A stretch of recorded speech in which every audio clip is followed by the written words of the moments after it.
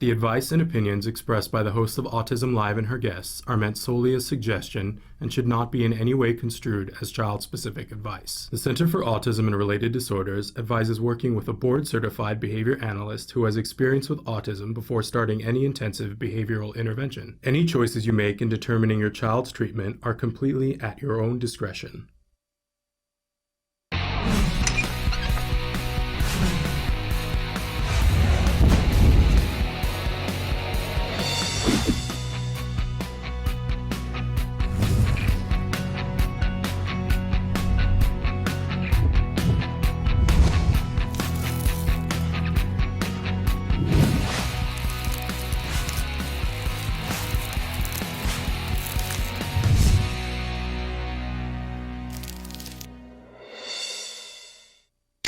Good morning and welcome to Autism Live. I am Shannon Penrod and I am coming to you live from my guest room.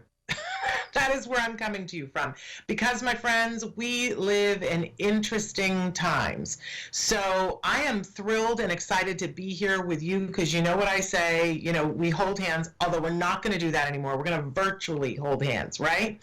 And we get through this together. Si se puede, right? So I am excited to be here with you. We're going to be live for the next hour. We are going to be joined by Dr. Doreen in just a little while. She is not going to be in my guest room. That's not how we're going to do this. But we've been working. Can I just say how lucky I am that I have an amazing team, and we're all so excited that Traven Hardy is here with us and making things happen. He has been working hard so that we can figure out ways that we're going to just keep on keeping on, right? So we are going to be live with you for the next hour, and there are lots of ways that you can interact with us. We, more than ever, we want to be having conversation. But don't we all need this? We need this social interaction. So lots of ways that you can be talking to us, asking questions. I know you've got questions today, right? So Traven's going to show you all the different ways that you can connect with us. And while he does it, let me remind you that our homepage is autism-live.com, and when you go there, we've got a whole bunch of things for you. First of all, we've got 8 years worth of videos of experts answering all kinds of questions.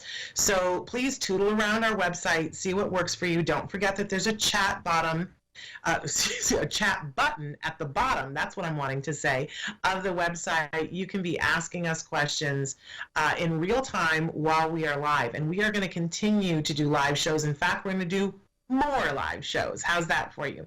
We're going to be here doing that. I want to remind you that my email is s.penrod@autism-live.com.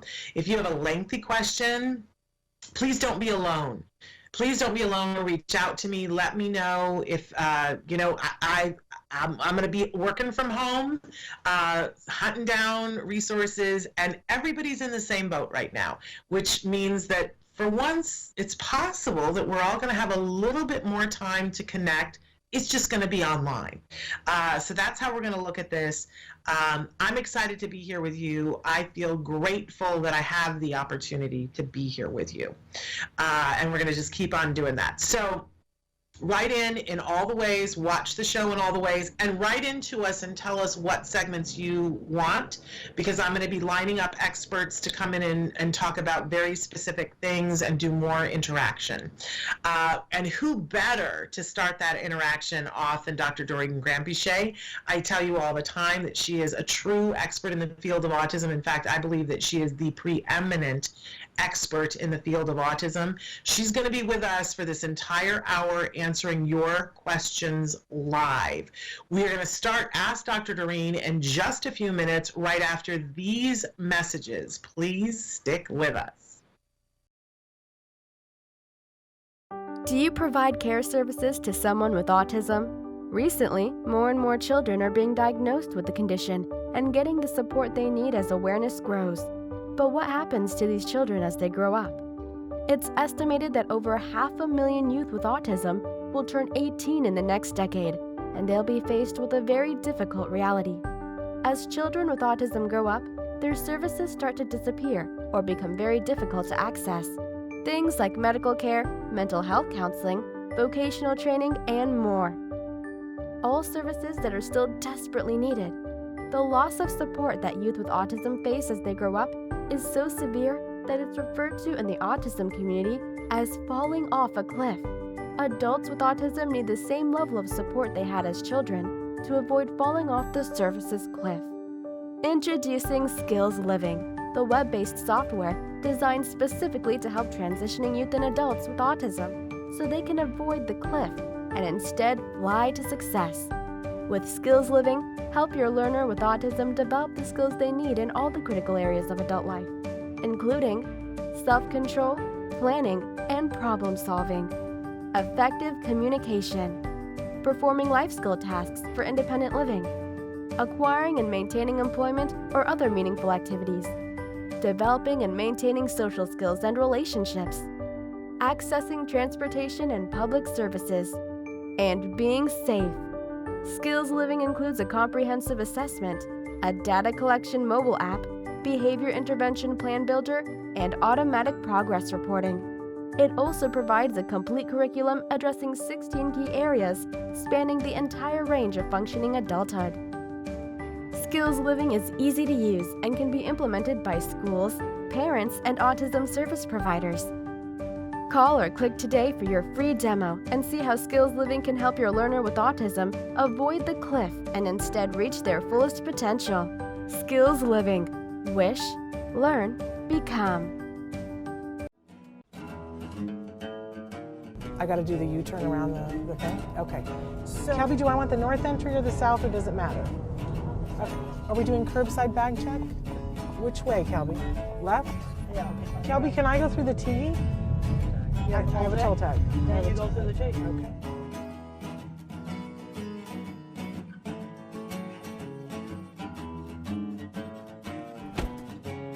What do you do that, like, you could just spend 2 hours doing and have it suck all your time? Oh, I like to look up interesting research articles on animal behavior. Found a really interesting European papers on how wolves are different than dogs that I read last week that were very, very interesting. Very cool. Because I've always talked about a brain can be more social emotional or a brain can be more cognitive. Yeah. And the wolf turns out to be more cognitive, and we've bred the dog to be more social emotional. How fascinating is that? Very, very interesting. The wolves are very good at watching another wolf solve a problem. We were talking a little bit about television before, and I cannot believe that what you said to me, what you like to watch on television. Star Trek. I was a Star Trek fan when I was a teenager. I liked the Star Trek Next Generation. I was watching that when I was working on my PhD in the 80s. And so Total Star Trek fan. What's your favorite series, and what's your favorite character, and what's your favorite Mr. episode? Spock was my favorite character. Love it. And what's favorite episode? This guy is let going me to hate see. me. There was a lot of good. My favorite Star Trek movie was the one with the whales. Yes. Yeah, I really mine liked too. that Star Trek movie. And so sad that we lost Leonard Nimoy this year. Yeah. So I didn't know that you like to watch television. Do you like to go to the movies too? Oh yes, I went and saw Gravity. There's certain movies that have to be seen in a theater, like Gravity and Avatar. Yes. I went to see Inside Out in the theater. I really liked that movie. What did you think of that? I liked it. I think about how the emotions interact. I gotta be honest, I had said after that I thought that it was gonna be a great tool for people to show kids on the autism spectrum about perspective taking. Yeah. About what it's like in other people's heads. Well, no, it's more like how the emotions inside your own head sort of conflict with each other. Yeah, absolutely. So I love The Wizard of Oz, and I love the idea of the ruby slippers. She had the way back home. She just didn't know she had it. Yeah. You see, and I think that's a metaphor for a lot of things. A lot of people have the ruby slippers, but they don't know they have them. They don't know they got the key that can open up the door to a lot of really great stuff. So what would you say was your ruby slipper? Well, I had, when some opportunities came up, like when I designed those dip vats, that was a major breakthrough for my business. And when the head of the feed yard came up to me and asked me if I'd do it, I said, give me 3 weeks. You know, a lot of people would have been too scared to walk through the door. Now, this is pre-internet, and I knew it would take me 3 weeks to get some of the information I needed, especially on concrete reinforcement, to design the dip vats. But you did it. I did it. I was on the phone the next day to the USDA to get the drawings on the concrete reinforcement. Wow. So I want to journey back to childhood for just a second and talk about friends, because a lot of times people ask about friends. Who was your best friend? When I was in elementary school, one of my best friends was a girl named Eleanor. And she was the first girl in elementary school to get to take wood shop instead of cooking. And I was the second girl in our school to get to take wood shop. So we like to make stuff. It's all about making stuff.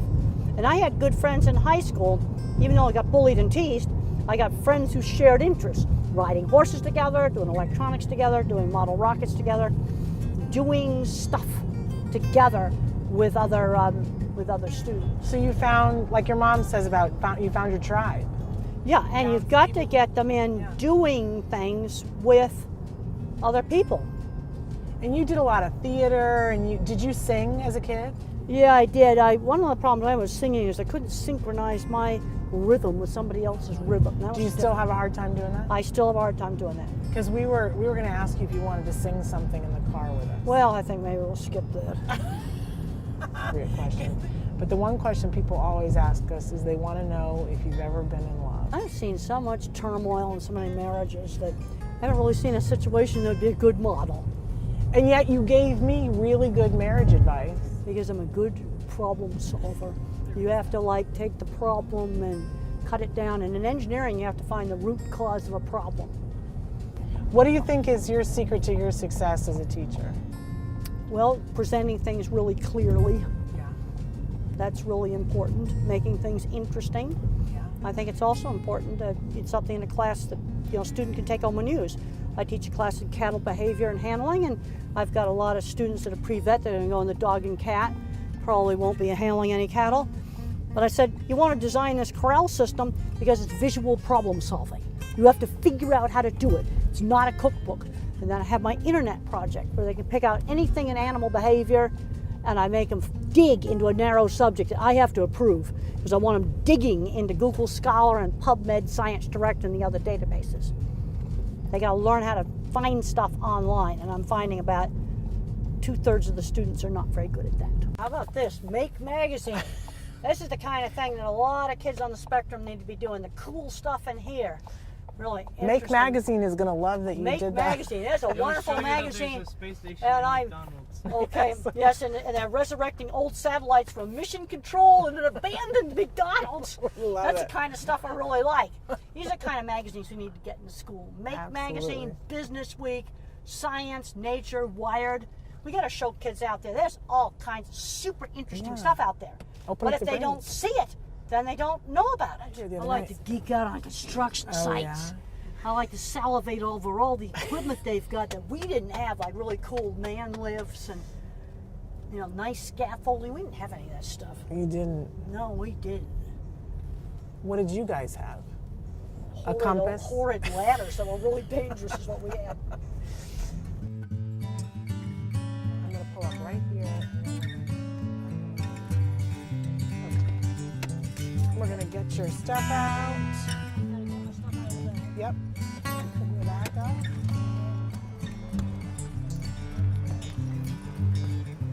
Oh. We have to get the mic back from you too. Oh, you took it off already. You're good. That's attached to mine.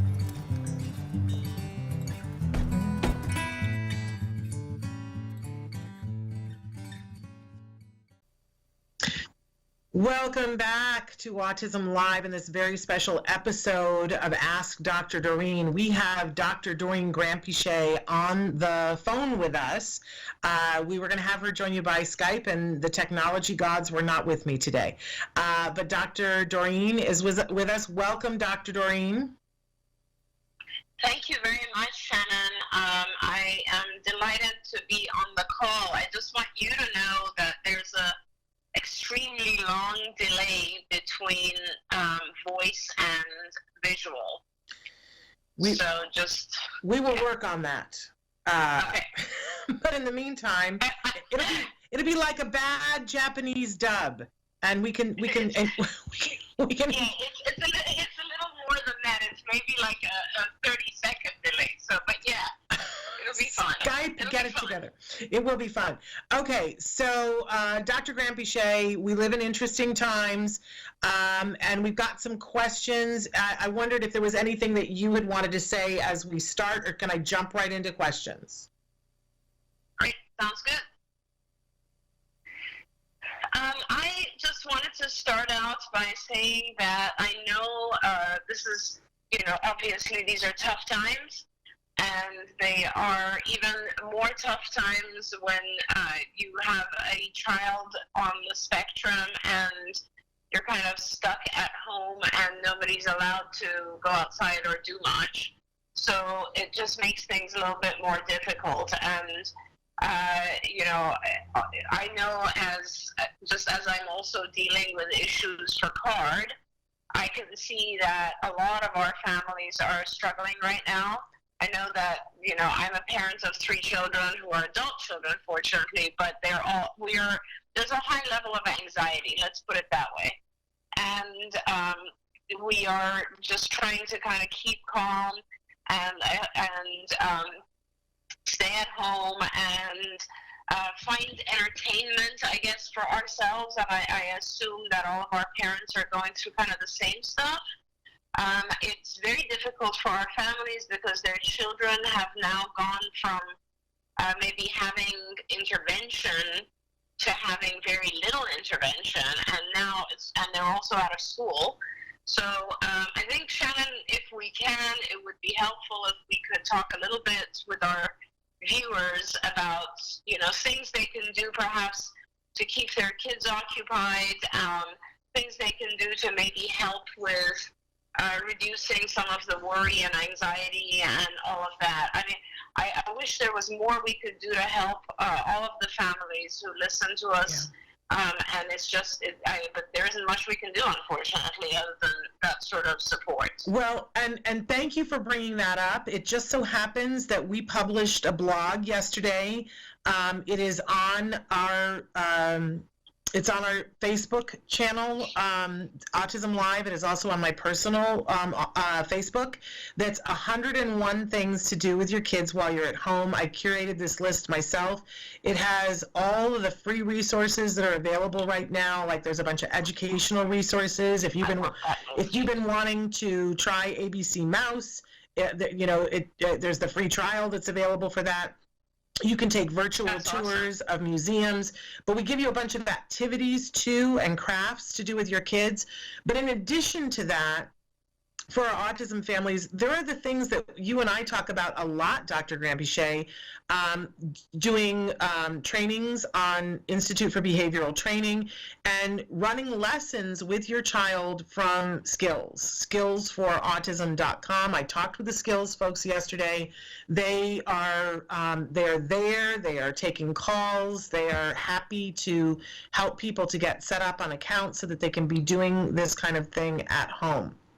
But 101 things to do, and I think all but one of them are free on those 101 things to do at home. There's specific activities and ways to make them fun because we're all going to be home for a little while, right? So check that out on our Facebook. Either go to Autism Live Facebook, or you can go to my personal Facebook, Shannon Penrod on Facebook, and the blog is there. Please feel free to share it. We're happy to do those kinds of things. I'd love to launch in, Dr. Granpeesheh, and ask a question that somebody had written in, and I promised them that we would get to it this morning. Is that good for you? Of course, yes, please. Okay, so hi Shannon and Dr. Doreen from Northern Ireland. I've written to you many times and received amazing advice. Here I am again. My son is verbal and is now 15 years old, autistic, ADHD, learning disability, and anxiety. He takes medication for his ADHD and fluoxetine, I'm bad at medication names, for anxiety. As I write this, my son is going through a difficult time with his anxiety and hasn't left my bedroom from Sunday. One of his fears is a particular singer who happened to come onto the radio in school last Friday. It sounds so irrational to be afraid of something like this, but this seems to be how his anxiety affects him. Now he doesn't want to leave my bedroom and has a panic attack when I suggest watching TV in a different room. I'm really at a loss as how I can help him. I would really appreciate any advice you could give me. And she also emailed me, Dr. Grampiche, so I asked her a bunch of questions last night that she responded to about how this fear started. He saw a video with this particular artist, and there was a section of the video that was in slow motion, and that he does not understand that, and it has him very scared. I also asked her, what is it like there? Because she's writing from Northern Ireland. Is he aware of all the COVID-19 stuff, and is he going back to school anytime soon?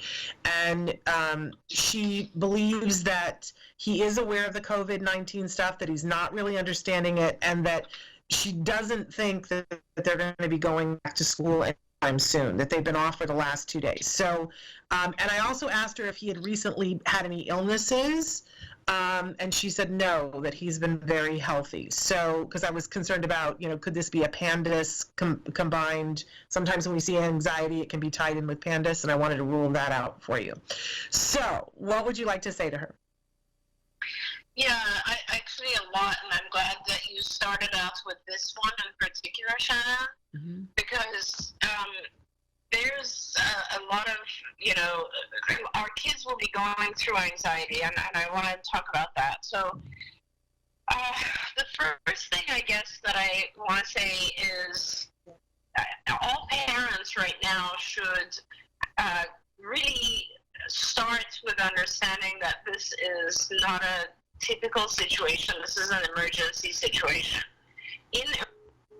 Oops, and I lost her. I'm calling her back.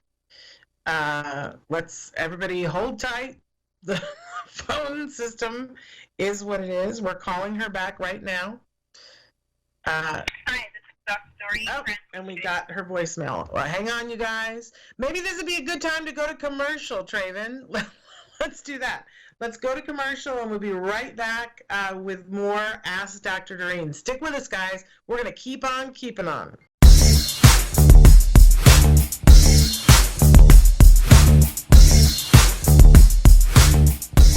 Parent to parent, you might be asking yourself sometimes, why does my child have meltdowns?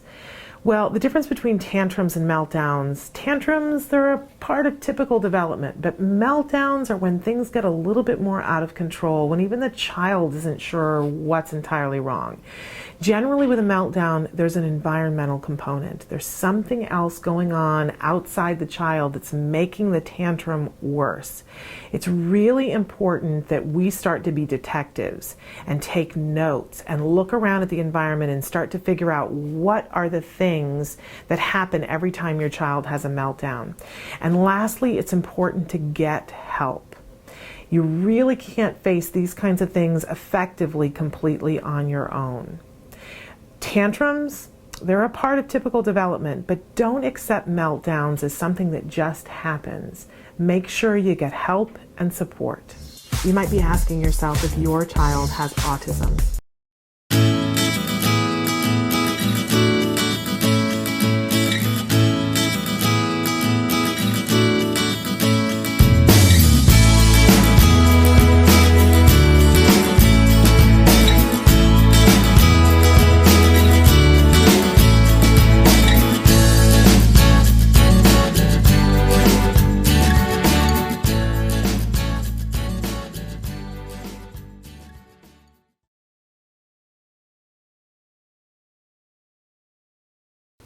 Can you have a life with autism?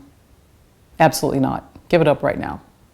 No, that's not true. I'm here to tell you, you can have a life with autism. I have a life with autism, and it's a good one. When you start on this journey, you don't know what's going to happen. You really have no idea.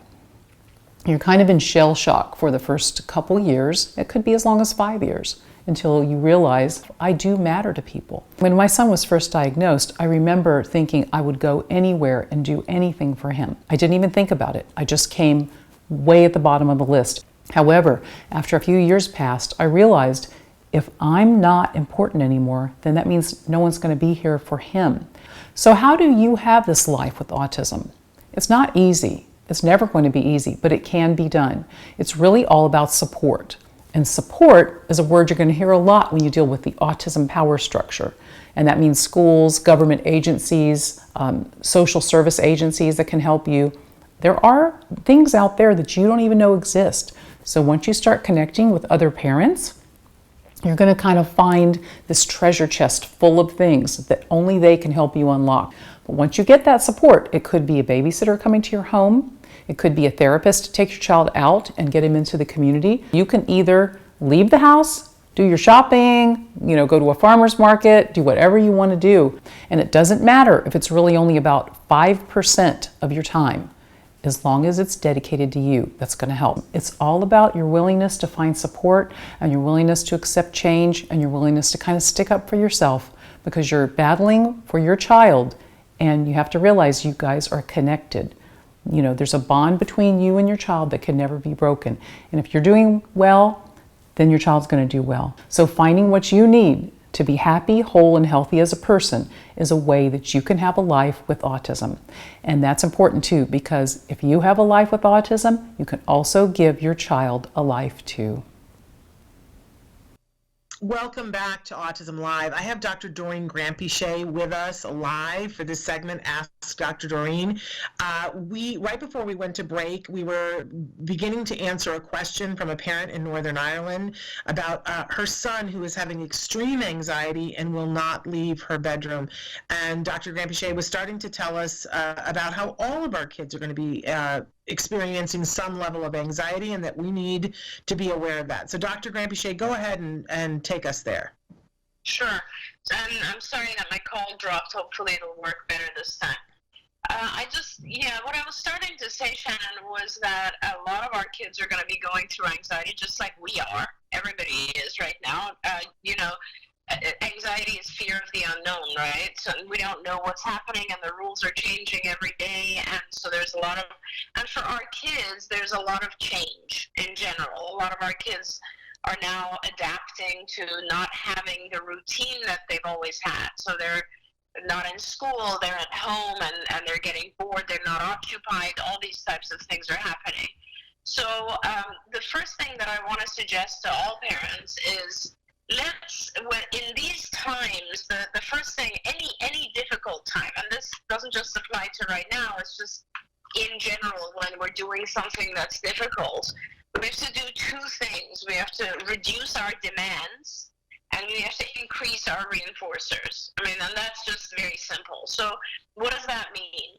That means that, for example, Shannon, you might, with all of our card families, we've been very lucky that a lot of the payers have authorized us to provide both supervision, parent training, as well as some therapy, if you can imagine, via telehealth. And so what we are doing is really, if we're doing therapy or any kind of activity with children or with our patients on telehealth, the first thing that I'm telling our supervisors is make sure that you go into what we call maintenance mode. So we're not pushing our kids right now to learn new things. We're not placing demands that are going to make things even more difficult or are going to evoke challenging behaviors. For the next month, we are in maintenance mode. That means very low demand of things that the child is relatively good at, and we just want to make sure they don't lose skills.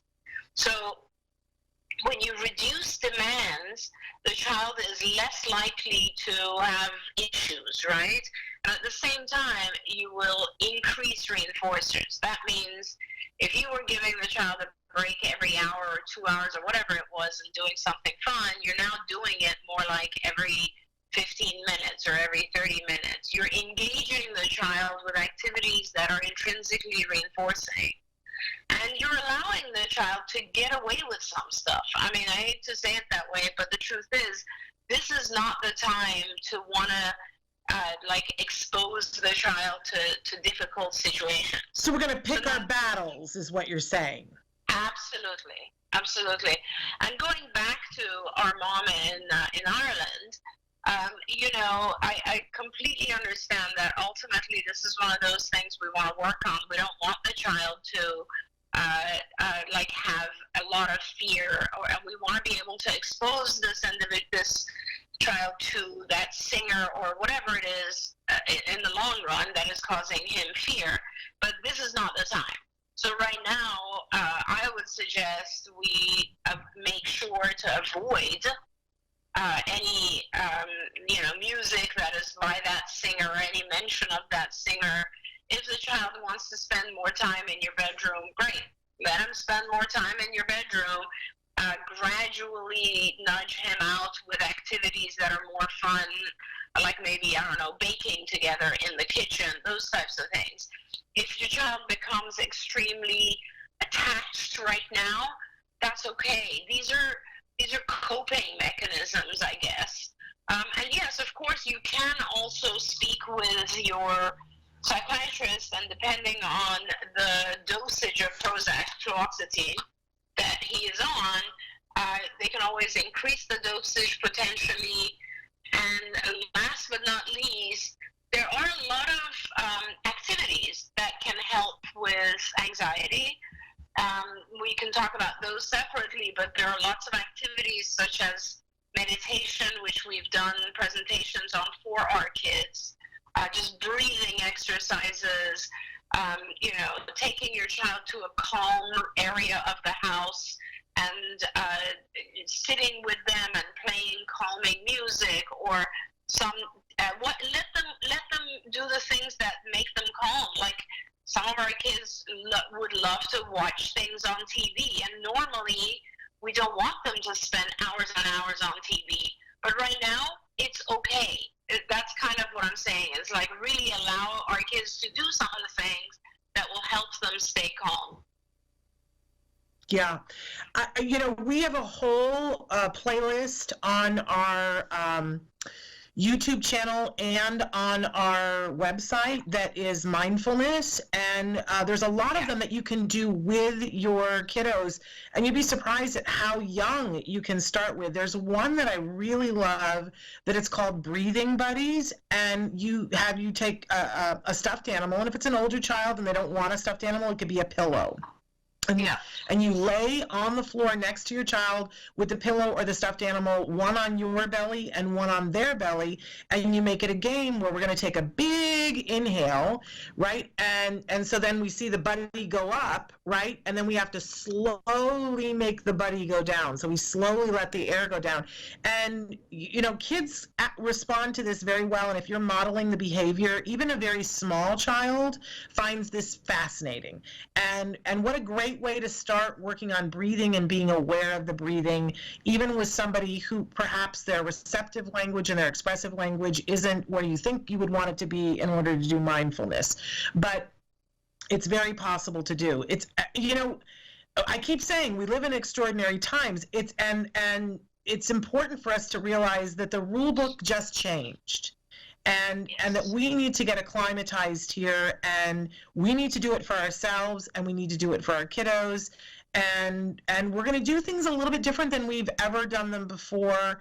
But I have to say, Dr. Granpeesheh, that one of the things that's been very encouraging to me over the last week is reading all the things that people have written in past eras in which they have been quarantined, reading things that F. Scott Fitzgerald wrote, and understanding that people have been quarantined before and they survived it, we will survive it, and that in all things there are opportunities. So maybe this isn't the time and the place where we're going to work on some of the things that we were working on last week, but there are other things that we are going to have the time to work on which we didn't have time to before. And I do think that a lot of parents are going to get closer to their children during this period of time. And I'm going to take that. I keep saying to myself, every time that I'm worrying about something, I try to turn it into something to be grateful for, Absolutely. To keep in that mindset. I want to go, do you want to take a break first, or can I go to the other question? No, please go ahead. So the other question that we had was a parent writing in about how on earth are we going to keep our kids from regressing at this time. And I don't have the wording right here in front of me, but she said, here it is, Hang on one second, I just got to scroll down. She said, how are we going to continue therapy in all this mess? I'm terrified, but I don't want my son to regress. And some of that you've already addressed, Dr. Granpeesheh, but I wonder if you could take just a second to talk about, again, some of the things that CARD is putting in place, and I can fill in some of the gaps too, because parents right now are being given lots of different opportunities that may or may, everybody's going to choose what their comfort level is, right? Yeah, definitely. And I have to say, there's a lot of, it's a great question. It's a terrific question. So there are two sides to it. I would say there could be a little bit of regression, but don't worry, because all the things that are already mastered, even if there's regression, it's a very fast process of getting those things back. It's almost like kind of, learning a language. You forget a language over time, a second or third language, but you spend 3 months in that country and it all comes back to you. So it'll be the same thing. As soon as your child gets back into the ABA country, they'll start speaking all the language again. I love that. But what I want to say is, one of the things that I think will help both our families and our children is routine. So, you mentioned this will help our families get much closer to their kids, and I agree completely. I remember when my kids were younger, so several years ago, and I've been very, very busy for about 40 years opening and running card clinics, but over the summers, I would always go take my children to Europe, to Germany, where their dad was German, and it was sometimes very difficult. It almost felt like quarantine, because the minute you arrived, it was pouring rain for like a week at a time. And so I had to learn how to do things in the house with 3 young children, just, day in and day out. And so it became, one of the things that was very helpful was that I started establishing these schedule, just like in school. And I really recommend that people do this. So you could, for instance, start with, a little bit of physical activity with the kid, with your child or children as a group, like maybe an hour, and then just like you have meals together. You would do physical activity. Then I would in those days do, academic work. And then I would do a little bit of, let's say, household chores. And then I would do a little bit of cooking. And then I would do a little bit of crafts. And so, if you can think of all the things that you can do throughout the day with your children, and include your child who's on the spectrum, or also, if it's very difficult for some parents, they have multiple kids and they're dealing with not being able to handle everything, some of the older kids can also help engage and do activities. Just setting up sort of a schedule for the day makes things a lot easier than just kind of letting everyone plan their own thing. Oh yeah, pandemonium ensues when you have nothing but free time. So exactly. busy people, happy people. I think that is absolutely the way to go. Okay, we want to take a short break, and then we're going to come back with more questions for Dr. Granpeesheh in this very special edition of Autism Live. Stick with us. You say howdy, we say hi. Let's get rowdy, let's get wild. Let's get wild. Let's get wild. Let's get wild. Let's get wild.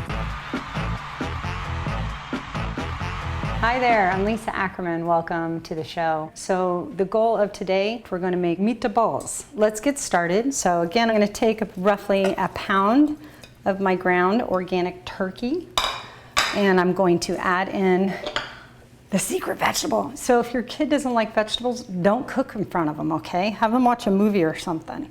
But you definitely want to make sure they're not watching, because then they won't eat it. So, and here we go with the egg. And our breadcrumbs. I'm just adding salt and pepper to taste. If you think about kids' shapes and sizes, You want to think small shapes, small hands. So your oven should be preheating at about 400 degrees. We're going to kick into the oven here and look at our meatballs. I did flip them halfway through the 20-odd minute. So we'll put, just like Julia Child's, there's our finished product right there. These are good. Cooking is easy. You don't have to be afraid of it. But we want to hear from you. If you can let us know what recipes are important to you, maybe convert a recipe from a traditional flour or gluten-based to a gluten-free or an allergy-free, we're here to help. So you get to us, you can email us at autismlive@gmail.com. You can reach out on Facebook at facebook.com/autismlive, or reach out at Talk Now. So I know you're having a great day. I had a lot of fun cooking with you in the kitchen, but I'll tell you, before we end, I gotta have more meatballs. Have a great day. You say howdy, we say hi. Let's get rowdy, let's get wild. Let's get wild. Hi, Lisa Ackerman back with Talk of Facts. Questions, real life questions and answers for the autism journey.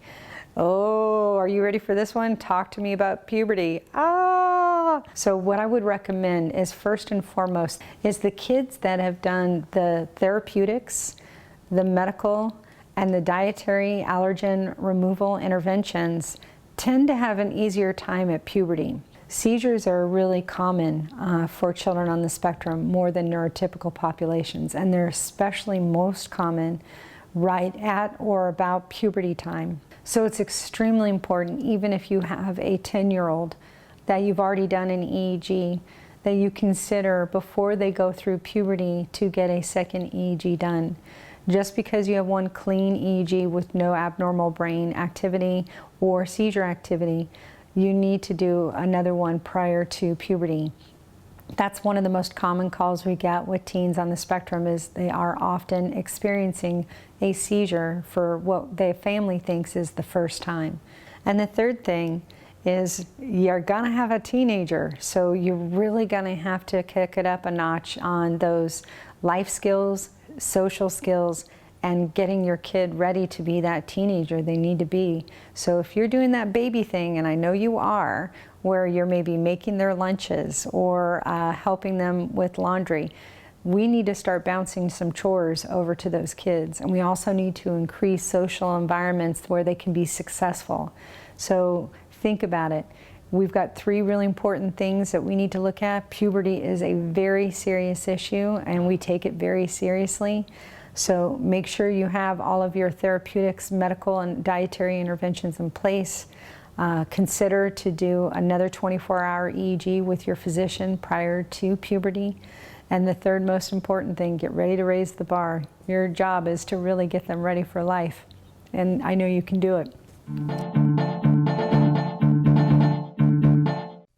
Welcome back to this very special edition of Autism Live. We have Dr. Doreen Grampy-Shea on the phone with us. We're answering your questions in real time. We had a parent who wrote in and said, how are we going to continue therapy in this difficult time? She called it this mess. I just wanted to take a second. We're going to talk a little bit about what, for instance, what some of the card parents are being offered right now. But as a parent of an individual who is diagnosed with autism, I just want to remind everybody, it's so important that we don't do what the rest of the world does to us, which is lump us all together and say that it's one size fits all. We hate it when the rest of the world does that. So let's not us do that.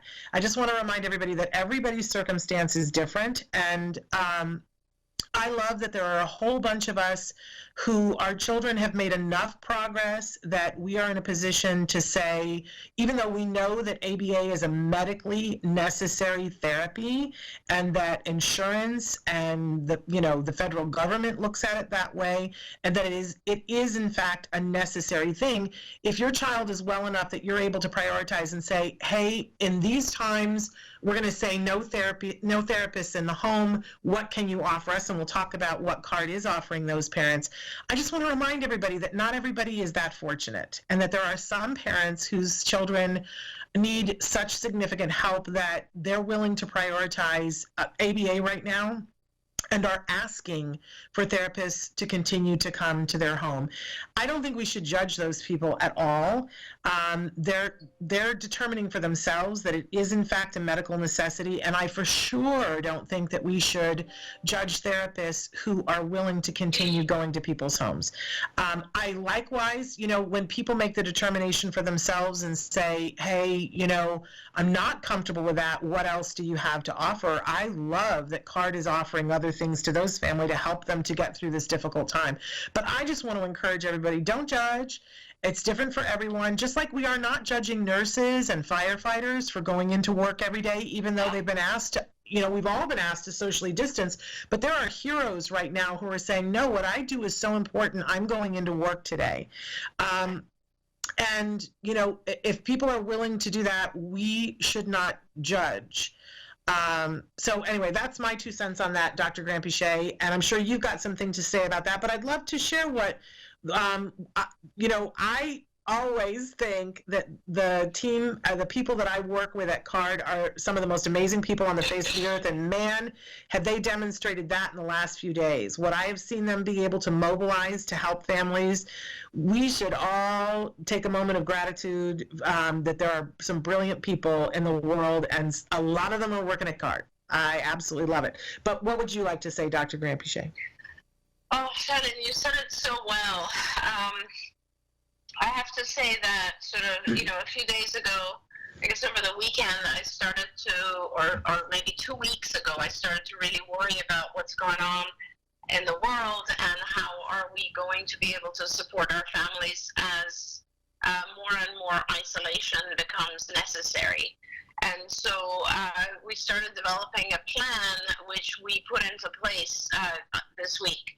And essentially the idea was, we have 2 sets of, or I guess three groups of people that we want to support and protect and help. And that would be parents, their children, and our staff, our employees. So the best way we could solve this situation for us was because knowing, and I have to give a kind of a precursor comment to this, knowing that there are families who desperately need our help, that doesn't change. Knowing that this is a medically necessary intervention, and I know that that's hard for everyone to kind of grasp because we don't think of ADA the same way we think of, let's say, a life-saving thing like surgery, right? But in the same way, it is. I mean, it has been considered that for many, many years, and that is exactly why we receive health insurance, because it is a very important intervention. So under any circumstances that we can continue this intervention, we have a ethical obligation to do so. Our ethical obligation to our patients is that we will do the very best to provide this service to you for as long as we possibly can. So with all of that said, we have offered our parents to provide services to them in home as long as we have therapists who are willing to travel to their homes. And if they don't want the service in their home, that means if they don't want the therapist to come in, or the therapists, we just don't have therapists who are willing to do that, then we are turning to our payers, our insurance companies, and we're asking for telehealth, both in terms of supervising cases, parent training, where BCBAs are getting on the phone on Zoom with our parents and helping them cope with and deal with all of these issues and transitions and changes and challenging behaviors that are increasing at home and so on. And at the same time, a lot of our payers are authorizing therapy via telehealth. And there's no precedent for that. No one has ever done that. So Dr. Dennis Dixon, Dr. Stiana Greener-Wooten, Cecilia Knight, Evelyn Kong, I want to say Sarah Niehoff, a whole group of our clinicians worked on new protocols yesterday, and I reviewed them late into the night last night and made my changes, and we're continuing to produce these protocols for how we can actually do therapy via telehealth for a percentage of our kids, not all of our kids, but the kids who don't need someone to kind of be with them side by side, the kids who can benefit from some of our social programs that we can do certainly online. So yes, we are continuing to provide as much service as we can, and you're right, Shannon, there are some therapists who are saying we don't care about them. That's absolutely not the case. We care very much about our therapists, and which is why we're giving them every option to say no. And obviously, if they say no, then we will attempt to give them hours through telehealth. And of course, we care very deeply about our families, and which is why the last 2 weeks we have continued to offer services in our clinics. The only reason we discontinued the clinics is because, first of all, in many communities, you're not allowed to have more than 10 people in one location, but also because people were expressing a lot of concern about being around others in the clinics. Yeah. So, we're adjusting as well. The rules change every single day, and we're doing everything we can in order to support our families and our staff. Yes, and I know that this is hard, and it's hard for everybody. I just want to keep reminding everybody, everybody's circumstances aren't yours. And it seems like there's a whole lot of judging going on. I have a friend who now the grocery stores here in Los Angeles are opening for an hour early in the morning for senior citizens to be able to shop and not have to deal with everybody else while they're shopping. And I had a friend who has an elderly neighbor who is not able to walk very far and needs help and support. And so she took this elderly neighbor to the thing this morning, stood in line for her, and then, helped her to go through the grocery store. And people were giving her the stink eye, and 3 different people walked up to her and said, "You should not be here. This is just for elderly people." And she had to say to them, "Hi, I don't know what you have going on, but do you see this elderly person that I'm helping to put things into the cart for? She could not do this on her own. I'm thrilled that you can, but she needs help and support." And it just reminded me that, it's very easy for people to judge in this environment, and let's try not to. Let's be the autism community and rise above this and not sit in judgment of what everybody else is doing. Let's figure out what's best for us, because we know that this is not a one-size-fits-all party. I love that we have therapists who are highly trained and are highly trained in how, just like the nurses, about how not to spread any contagion, and are still willing to go into homes. And I also respect therapists who are saying, I have other things going on at home, and that is not the place for me to be right now. I just want us to apply the same standards to those folks as we do with nurses and with firefighters. And the hospitals are saying to their nurses, and the fire stations are saying to their firefighters, who wants to stay, who's able to work. And it's not, nobody is accusing the fire station of not caring about their firefighters. So let's all keep our judgment to where it needs to be. We've only got a few minutes left here, and I want to try to get, first of all, I want to say that our mom from North Ireland wrote back and said, "Thank you so much. Dr. Doreen has made me feel so much calmer by saying not to push too much at this minute." And she says, "Do you know, I've never even thought about introducing the singer back to him down the line. My first instinct was to shield him as much as possible, but I can see that this wouldn't be fair to him in the long run. But I will definitely work on this in the future. You are both amazing, and I thank you from the bottom of my heart for all you're doing, especially in these times." And she says, "Stay safe." And we're saying the same thing back to you. And then I will also want to address a question that we have from India, because we brought up the pandas I brought up the pandas thing way at the beginning of the show. Hello, Dr. Doreen and Mrs. Shannon. I had written a few weeks back about screaming, and she says, can sudden onset of screaming, anxiety, mood change, defiance to do even daily routine tasks, saying no to favorite activities in a 10-year-old on the autism spectrum be pandas, or is it puberty? Thank you. And maybe, I don't remember what all the pandas stands for, and I don't know if you do, but there is a condition called pandas, and people can Google to find out more about it, but we see this with folks on the autism spectrum, and sometimes one of the big symptoms, correct me if I'm wrong, Dr. Grampiche, is a sudden spike in anxiety. Yeah, so PANDAS stands for Pediatric Autoimmune Neurological Disorder Associated with Strep. And so the person must have had access to, must have had a strep infection in order to, in some time in the past, in order to evoke this. It is possible that it would have sudden impact. It is more likely that it is just ongoing impact. The symptoms of PANDAS are to some extent similar to autism.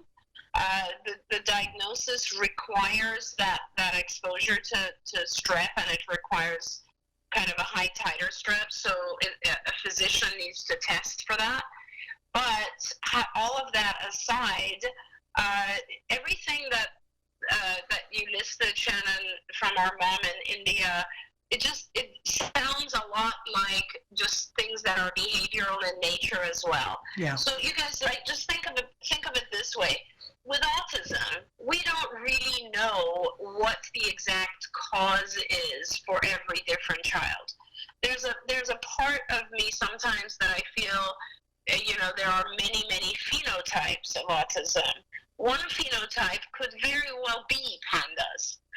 So there's so many different reasons that our kids have exhibit these symptoms that we call autism, right?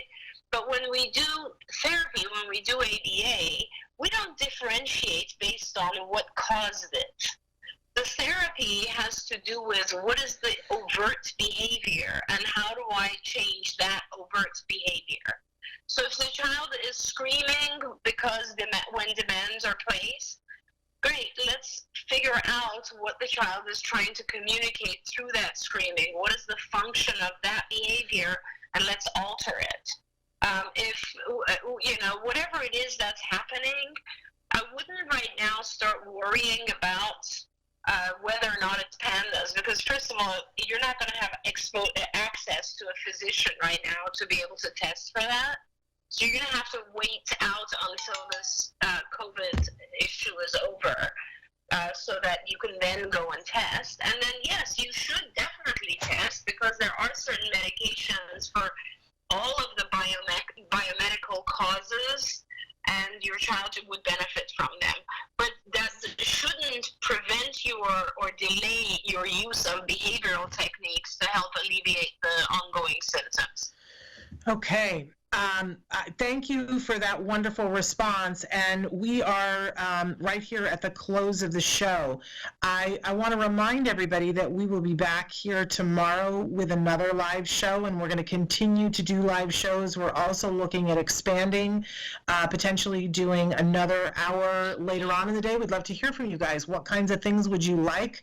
What kind of a schedule would you like? Or is 1 hour a day of Autism Live enough for you? So be writing into us and all the ways that you can write in. We look forward to being here with you and to being responsive to your needs at home. You know what I always say to you guys, that, we hold hands. And yes, we're not doing that for real. We're doing that virtually. We are now virtually holding hands, but we can get through this together. Si se puede, right? Dr. Grampiche, I thank you for being a calm presence, and we are looking forward to having more conversations with you, to helping our patients and our families and our viewers that are around the world watching and looking for leadership. You have been an amazing person in this field and continue to be a leader. And Thank you so much. Thank you, Shannon. We'll talk to you whenever we have the opportunity to do that. So I want to remind everybody, check out our blog, 101 things that you can do with your kiddos from home during this coronavirus emergency. Remember, I believe that they are all free except for one. But if you find that I've thrown something in there that costs money, write me back. And I want to hear from you guys what you're doing at home to get through this. Let's share ideas. All right. We'll see you tomorrow. Until then, give your kiddos a hug from me and one for you too. Bye-bye for now. Bye-bye.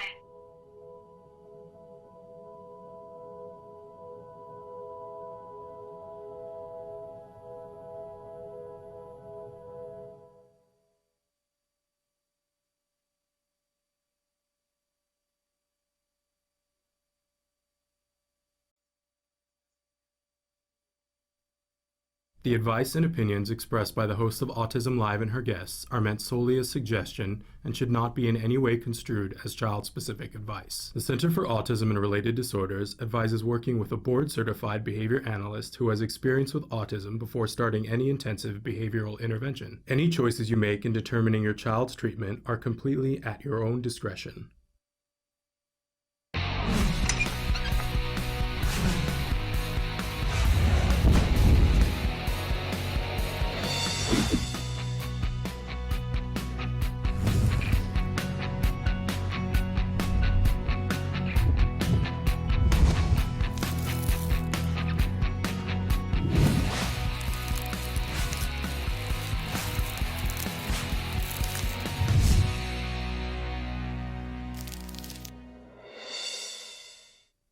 Good morning and welcome to Autism Live. I'm Shannon Penrod and we are coming to you live from my guest room. This is how we live in these interesting times, right? And look, if people like John Oliver and Jimmy Fallon and people like that can do it, we certainly can do it, right? We're going to keep on keeping on. And I'm here in our living room. The show is going to look a little bit different, and every day it's probably going to look a little bit different as we utilize new technology, but we're here, and that's the important thing. And I really want to be able to be here with all of you. I know that each and every one of you is facing different challenges right now, and more than ever, we need a place where we can go, where we can get information and we can get inspiration. And you know that that is our mission here at Autism Live. So we are here, we are live, we are going to continue to be here. We're going to continue to give you cutting edge interviews and information to help you to be able to do the things that you have to do. By the way, we welcome the entire greater autism community here. For me, that it starts, of course, with the individuals who are on the autism spectrum themselves. That's of course, right? But it is also everyone who cares about them, right? Whether you are a parent, a teacher, a practitioner, a grandmother, an aunt, an uncle, a cousin, a husband, or a wife, and if you care about somebody on the autism spectrum, then you are a part of our community, and we welcome you to come here where we can look for solutions and how we can get to that progress and maybe in the course of that, change the rest of the world so that they understand and are more accepting and more aware. So, in any case, we're here this morning, very excited to be with you, and we want to start by showing you some of the different ways that you can connect with us here on Autism Live, because there are a lot, and Traven is doing a fabulous job doing the show. Like, we're all in different places, right? So Traven's showing you some of the different ways that you can connect. My view of the screen is vastly different in this format that we're doing, so I hope that you can see it. I'm seeing all kinds of buttons that I can push. But I want to remind you that our homepage is autism-live.com. You might be watching us on that format right now, but if you aren't, if you're watching us on a different, maybe you're watching us on YouTube or Periscope or any of the places that iHeartRadio, right? I want to tell you about autism-live.com because there's lots of information there, and I want to encourage you to go there, visit, watch some of our archived videos, because we've been doing this show for 8 years. There's a lot of information there, and it's available to you free, and it's available 24 hours a day, 7 days a week. You don't have to log in. There's no membership. Nobody's asking you for any money. We want you to utilize the information in a way that helps you. And I know for some of you, that's more important than it's ever been, right? If you're stuck at home and you're like, I don't have any help, I can't drop my child off at school, I'm a little bit confused. I want you to be here with us during live shows, because we're in the coming weeks, we're going to have lots of experts here that are going to be available to answer your questions in real time and to give you support, but we're also going to give you some interesting things to think about, things to talk about, things to do while you are at home, to help us all stay in the right place mentally, right? Stay healthy mentally and physically, because it's super duper important right now. So I hope that you'll check out all those things. And don't forget, on our homepage, autism-live.com, there is a chat at the bottom, a live chat where you can write in. It's totally anonymous. By the way, we moderate the comments on YouTube and Facebook. I will tell you that even before people were at home and more available to watch, we weren't able to keep up with absolutely all of the comments, although I tried during the show and I try after the show. But if you see that your question or comment isn't being answered, then please ask again.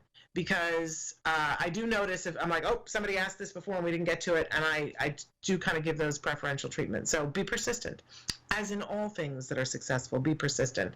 And forgive us as we try to accommodate as much as we can, right?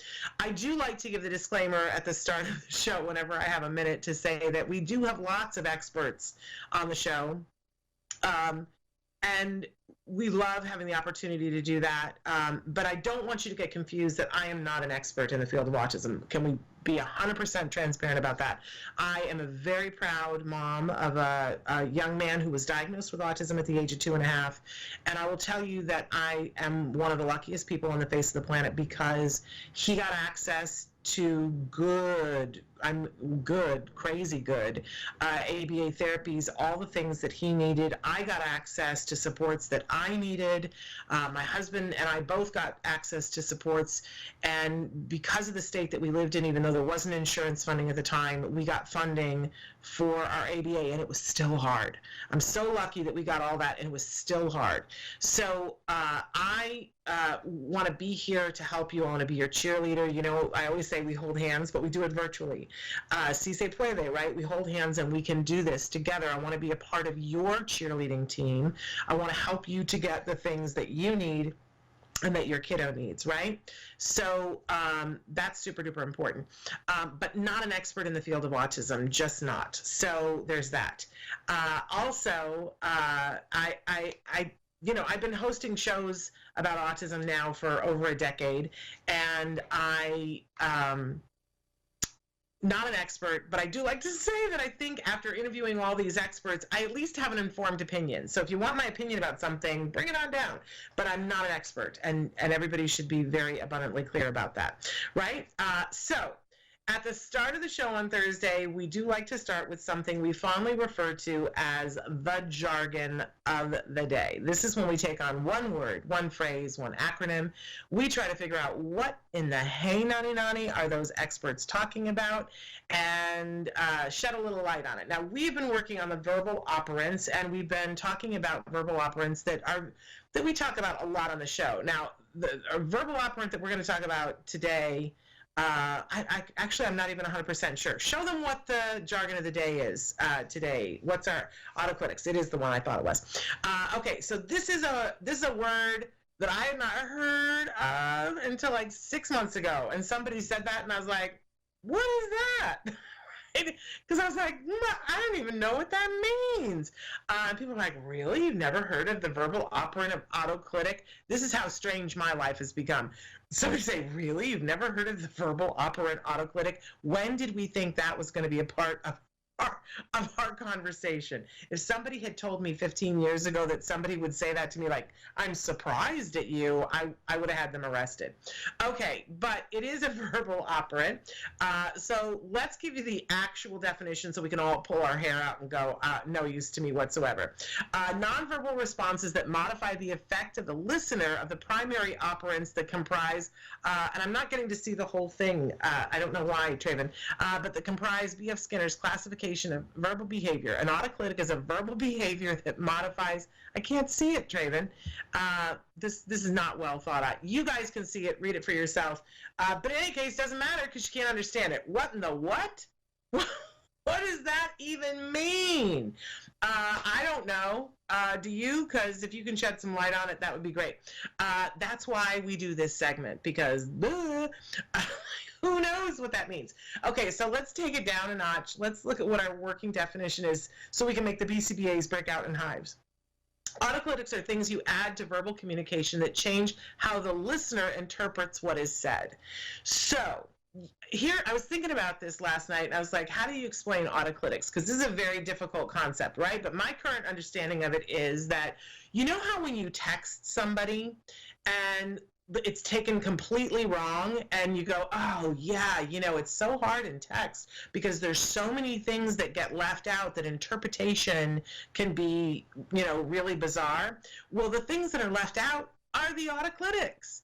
So when I could text the word, yeah, I love that, or yeah, let's do that to you, right?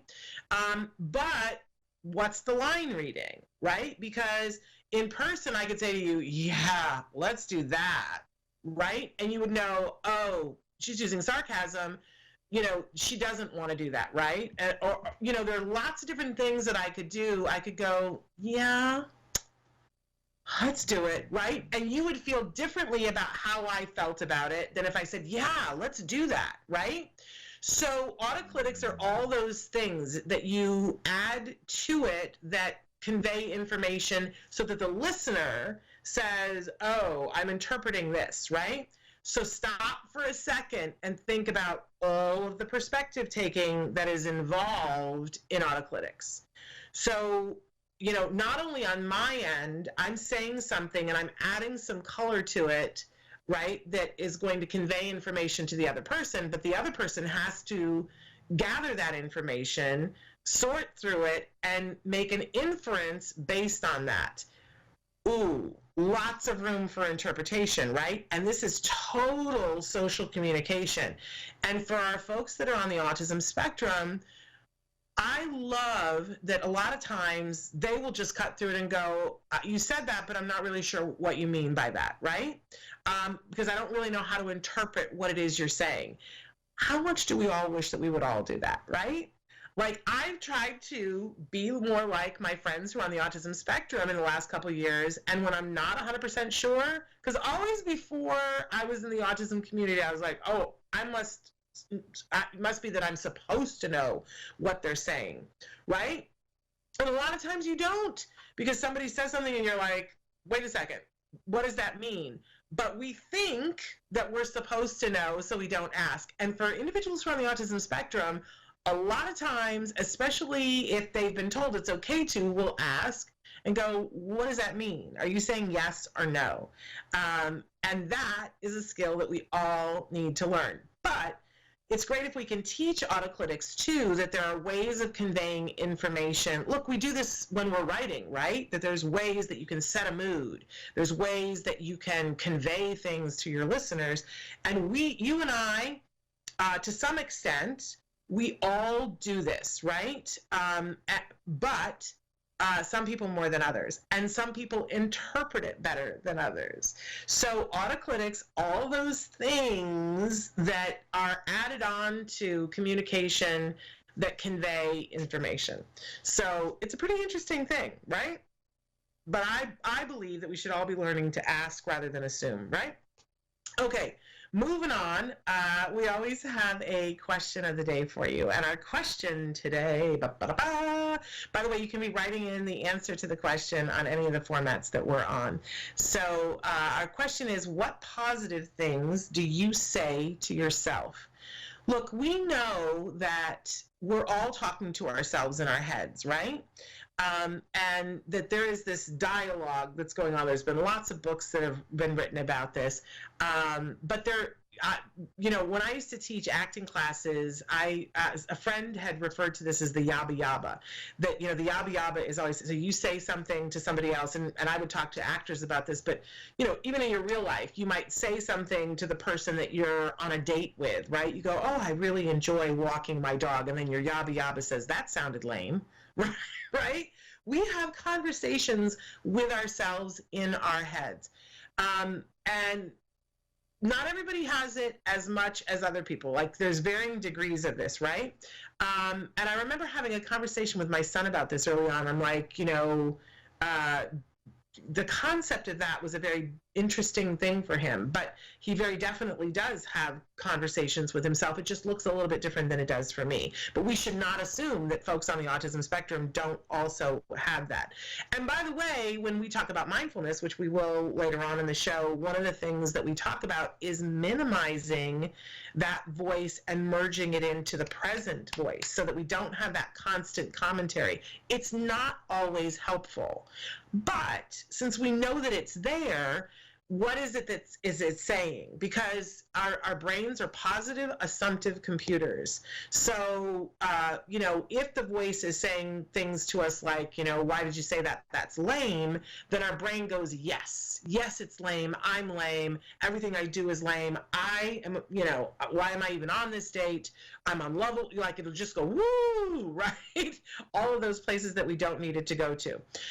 However, if we flip that equation around and the voice says, you know what, you're a really good person, the brain goes, yes, I am. Yes, I'm a good person. I have a lot of things to offer. It may not be the right things for this person that I'm on a date with, but, I'm a good person and I'm going to find somebody who really appreciates that, right? The brain takes it and goes, boom. So what we input has a lot to do with how we're experiencing the world.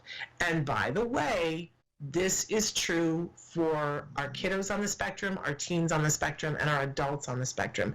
We want to be building them up to say positive things to themselves, to experience the world through their own eyes in a positive way. We all get up every morning and we all have, that is my dog groaning, by the way. If you're hearing a groaning in the background, my dog is laying at the foot of my desk and moaning. She's sighing. But in any case, we want to make sure that we are saying positive things to ourselves. We get up every morning and everything is available. So you can get up this morning and you might have woken up this morning and said, today sucks. Today sucks and I don't get to go anywhere and I'm home with my kids and this is going to be a horrible day, right? And your brain will go, yes, it's a horrible day and here's all the evidence of it. And there's plenty of evidence of it, right? Or you could get up in the morning and you could input the thought, how can I make today great? How can I have extra fun with my kids today? How can I make the most of this day that we have where we're stuck at home or where we have the opportunity to be home? Like, just flip that around. Like, what would be super fun? And you know what? Your brain will go, yes, today does have the ability to be super fun. And if you say, what can I do to have today be a day that's really fun? What would make me happy today? What would make my child happy today? Your brain goes, yes, that can happen. Here are some different ways that you can do it. It's amazing. It's a magic trick, but it's a magic trick worth doing, right? So take some time to say positive things to yourself every single day. Model the behavior for your kids. Input things for them that they can say to themselves. That, because how often have you been, and you're going to experience this, so they're doing their homework from home or being online with a teacher, and you're going to hear from our kids who are verbal, they're going to say, I can't do this. I guarantee you. And then that becomes the thing that they tell themselves. I'm not good at this. I can't do this.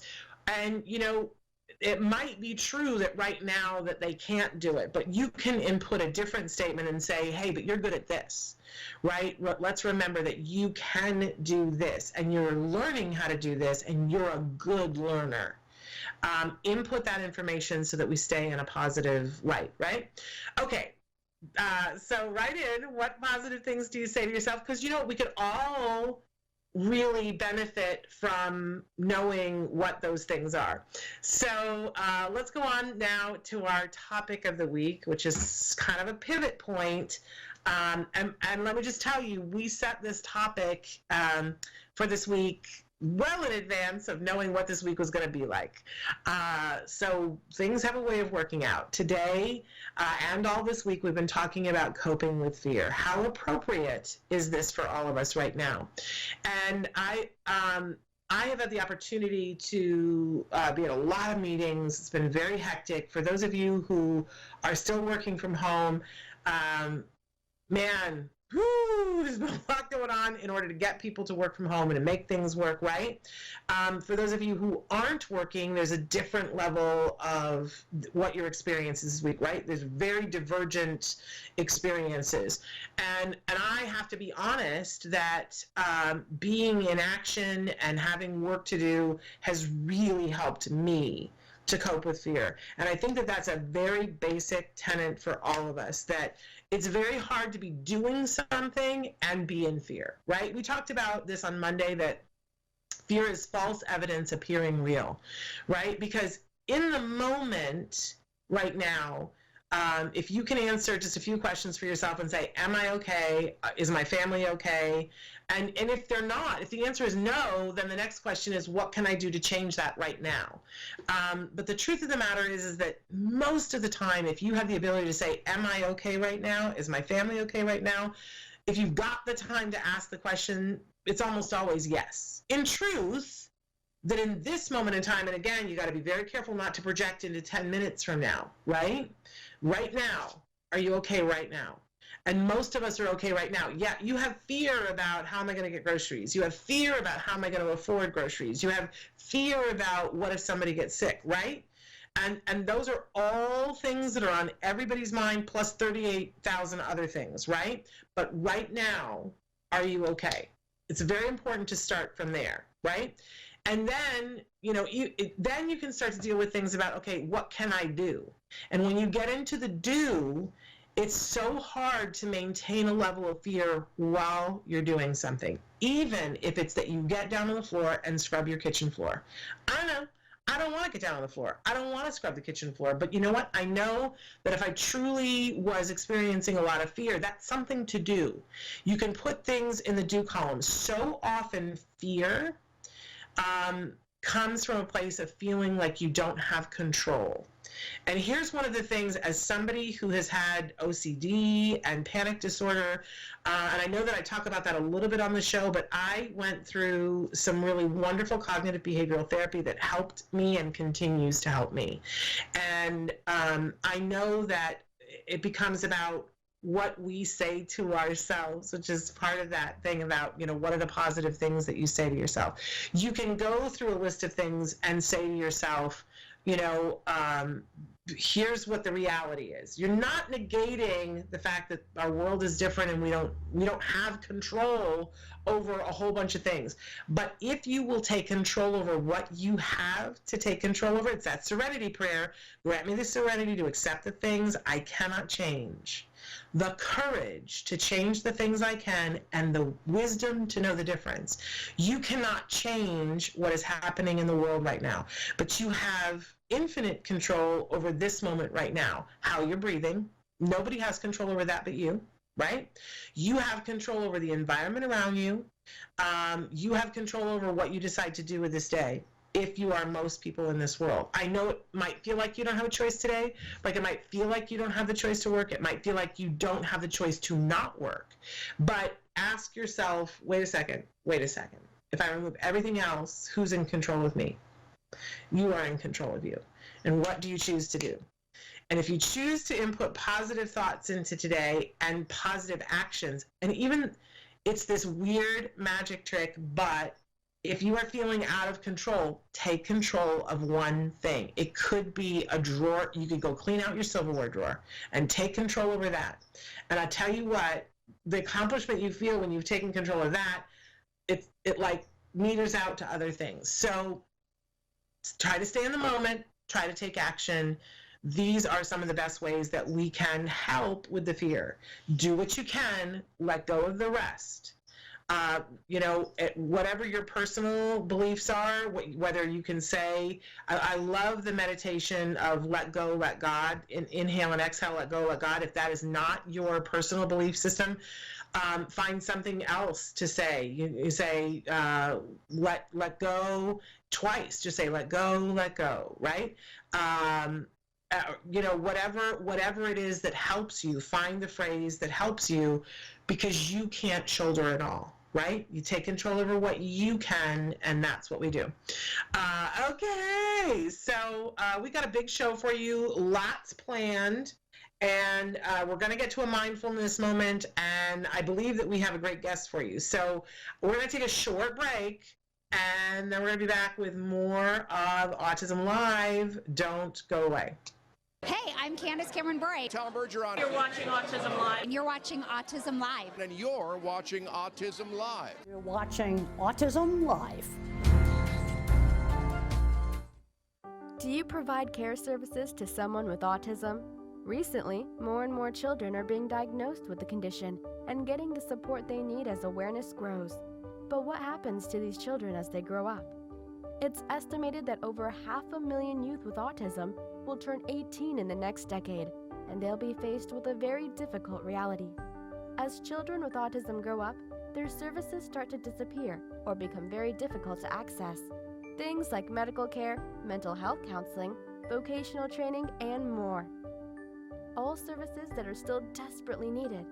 The loss of support that youth with autism face as they grow up is so severe that it's referred to in the autism community as falling off a cliff. Adults with autism need the same level of support they had as children to avoid falling off the services cliff. Introducing Skills Living, the web-based software designed specifically to help transitioning youth and adults with autism so they can avoid the cliff and instead fly to success. With Skills Living, help your learner with autism develop the skills they need in all the critical areas of adult life, including self-control, planning, and problem-solving, effective communication, performing life skill tasks for independent living, acquiring and maintaining employment or other meaningful activities, developing and maintaining social skills and relationships, accessing transportation and public services, and being safe. Skills Living includes a comprehensive assessment, a data collection mobile app, behavior intervention plan builder, and automatic progress reporting. It also provides a complete curriculum addressing 16 key areas spanning the entire range of functioning adulthood. Skills Living is easy to use and can be implemented by schools, parents, and autism service providers. Call or click today for your free demo and see how Skills Living can help your learner with autism avoid the cliff and instead reach their fullest potential. Skills Living. Wish, learn, become.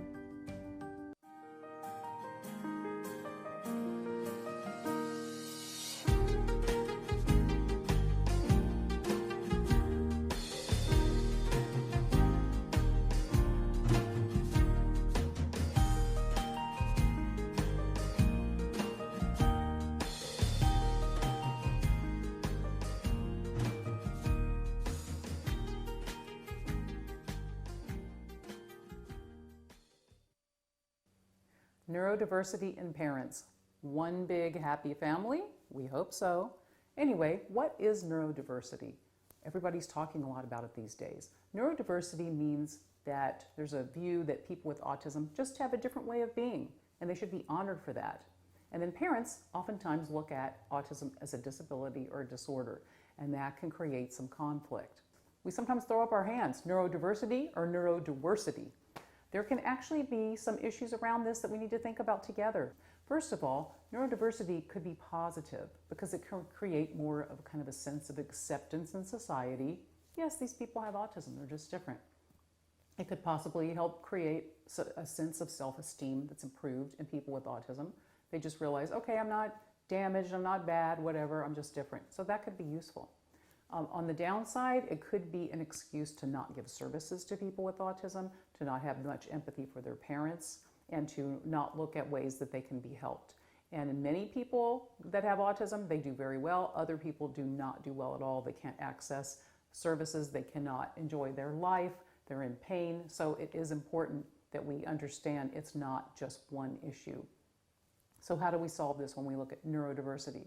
I think we have to look at it this way. It's kind of like when you have that big family dinner at Thanksgiving and everybody's around the table, you got your uncle, your aunt, your kids, your parents, everyone has an opinion. It doesn't necessarily mesh. And I think the way that we need to think about this is we need to respect each other's opinion, because actually we need each other. We need to be allies on this. The outside world is a big place for people with autism spectrum disorders and their families. We have to remember we're one big, happy, dysfunctional family, and we need to behave that way. We should respect each other, listen to each other, and we will all have a great time when it comes time to get together and celebrate the lives of people with autism.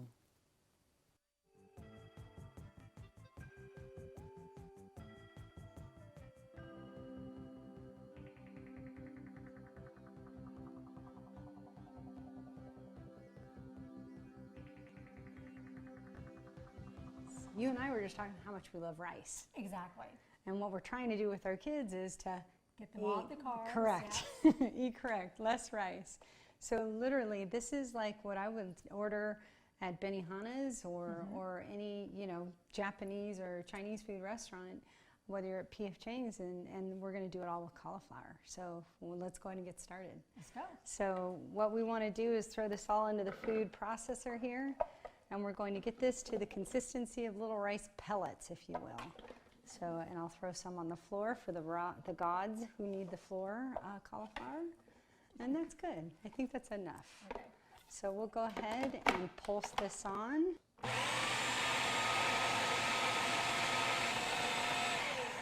This almost looks like the Parmesan cheese that we were making earlier with the pesto. But I love this. It's definitely got the consistency. It looks a little bit like rice. So Amy, talk to me. This recipe with stir-fried rice, we want to use a soy sauce, but why no soy?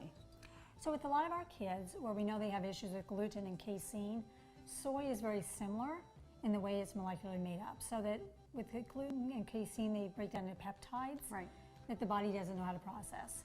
Same thing happens with soy. So in this case, we really would caution not to do soy sauce for a recipe. So coconut aminos is a great substitute.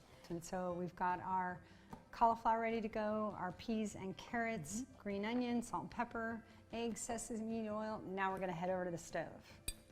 First part is to take our onions, and if you don't like green onions, this is great with sweet onions or even yellow onions chopped up. Then we're going to take our cup of peas and carrots. And I always like to say we go together like peas and carrots. So we'll get this all sauteed into tender. There's the egg. So, if we can, we'll do a little salt and pepper to taste. Good. So now what we're going to do is take our secret cauliflower mix, if you want to hand that to me. And we're going to throw this in, and notice the consistency does look a lot like rice. We're going to take the secret sauce that we were talking about earlier, the coconut aminos. Just love this stuff. So it calls for a couple of tablespoons, and as you all know, I'm not a measurer. And I may just put a little more in because I love this stuff. Cheers. Oh my gosh. You would never know this is not rice. No. And we're hiding from our children all those carbs, and we're actually eating vegetables. Go figure. Hey, thanks for joining us again. Thank you, Autism Live, and we love seeing you here. We're all about healthy eating for our kids, and we appreciate you. If you have questions for Autism Live, hit autismlive@gmail.com. If you have questions for me and want to convert more recipes with me and Amy, that'd be great. We could do that again. You can email me at lisa@takanow, TACANOW.org, and we'll see you at the next What's Left. This cooking video is brought to you by WellAmy.com. Amy, a certified nutritionist and holistic health practitioner, is an expert on autism and special diets. Find ingredients and other GFCF-approved foods and recipes at WellAmy.com. Welcome back to Autism Live.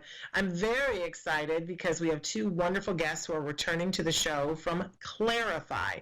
Joining us on the phone is Rich, and Rich, I'm going to slaughter your name. I can't believe I didn't ask you. It's Eulig. Thanks so much, Shannon. Okay, and we have Kayla Wagner, who is also joining us, and they are from a company called Clarify. Now, you're seeing it on the screen right there, Clarify with an I, and very important that we designate that. And so, Rich, why don't you start us off? You're the founder and CEO of Quadrant Biosciences, and why don't you start us out by telling us what Clarify is for those who haven't seen you before? Sure, that's great. And even before we start, Shannon, I just wanted to say thank you for bringing up the topic about the magic of positive thinking. It's such a powerful thing, and for our little company 5 years ago to see the clinical research that was being done at SUNY Upstate Medical University and the Penn State College of Medicine, and spend 5 years of work to get to the point where we can bring an evidence-based tool like Clarify to the market. Powerful, positive thinking was a huge part of that. So thank you for mentioning that earlier in the show. So Clarify is an evidence-based saliva tool that can very accurately differentiate children on the autism spectrum from children without autism, and that includes children that have developmental delays but not autism. This is work that was the underlying science behind it was funded by the NIH as well as others, and we have well over 1,000 kids now that are part of the research that went into building Clarify. And this is cutting edge stuff right here. When we first had you guys on the show and we were talking about this and we were talking about all the possibilities of this being a reality, and since you've been with us, you've launched and you are in over 100 clinics now, and I'm so excited to hear what's happening, but let's talk about some basics for a second, maybe, Kayla, about how it all works and where people can get it and who should test and so on and so forth. Sure. Thanks, Shannon. I'd love to talk a little bit more about that. So, as you probably know very well, and many other parents in the community, the current diagnostic process really overburdens families. And, the wait times that exist fail to provide children with opportunities to start evidence-based interventions early. We know that decades of research have shown that there's positive change and children benefit tremendously from intervention services, and so time is really crucial in this situation. So Clarify was built purposely to be administered as early as 18 months through 6 years old, and as Rich was describing, it's a saliva-based test, and its purpose is to be administered to children where there's a clinical suspicion of autism from a previous screening tool or maybe other indications by the physician themselves or by the parent. And so what happens is a lot of times clinicians are using a screening tool like the MChat to provide an indication of risk level of autism. This happens very commonly at 18 and 24-month well-child visits with the pediatrician. And then what's happening is a healthcare provider is providing our biological test as the next level of testing to provide a probability score indicating the likelihood that the child in fact has autism. And what's great about this is the results are objective, it's biological information about the child's likelihood of having an autism diagnosis. And so if results indicate a high likelihood, the healthcare provider can get that child immediately started on intervention services or support that they need. And really beyond this, beyond getting children started in intervention services, the Clarify test results really help families find their way to, it gives parents a head start by allowing them to begin learning about autism early, understanding how to best support their child and best help them succeed. Yeah, and when I think about, what are the current problems facing the autism community, and let's face it, in the last 2 weeks, those problems have gone through the roof. But one of the problems that's been pervasive is getting the diagnosis. That we seem to have a great delay. That the current process for somebody to get a diagnosis, it's a long time to get an appointment, and part of it is that it takes a really long time for a clinician. They spend a couple of hours getting to know the child, doing all these tests, then they have to weigh and meter them, and they have to write the report, and that takes many, many hours for that person to do. And then it is still subjective, that there are families who feel that they are, meeting the diagnosis and that their child meets the criteria, but the person doing the diagnosis says, let's take a wait and see approach, even in this day and age, and that it can be very frustrating and very costly for the family, and costly not just in terms of financial time, but costly in lost time where we didn't start the intervention. And, if there was a way to say, I'm seeing a couple of things, do a swab and go, yes, we've confirmed it, and streamline this process to be able to get our kids into early intervention, that's life-changing. So that's pretty amazing. But Kayla, so you already mentioned the fact that there already needs to be the clinical suspicion, but is there an age range that this is most appropriate for? Yes, Clarify is validated for 18 months through 6 years old. So children who turn 7 cannot currently use our product. We are doing extensive work to broaden that age range, but right now that's the age range in which it's appropriate. And when you say validated, maybe we should take just a second to talk about the studies that you guys have done and how effective you found this to be and why you are able to be in clinics. Is that a question for Kayla? Did I lose you guys? I don't know if I've lost them. I'm still here, Shannon. Okay, great. So I can take it, and Kayla, please join in as well. We've been doing clinical research on this in partnership with SUNY Upstate Medical University and the Penn State College of Medicine for over 5 years. We've got multiple NIH grants that have helped along the way. As I said earlier, well over 1,000 children that have participated in this clinical research. So and all of our peer-reviewed published research is actually available for free. We've made that available, and you can access it at clarifyasd.com. We did get regulatory approval to offer this test in December of this last year, and we did start offering the test for sale. Really, we did start in December, but got that kicked off in earnest in January. And as you mentioned before, it's in over 130 clinics in 28 states right now. It is a test that has to be ordered by a clinician, and parents can ask for the test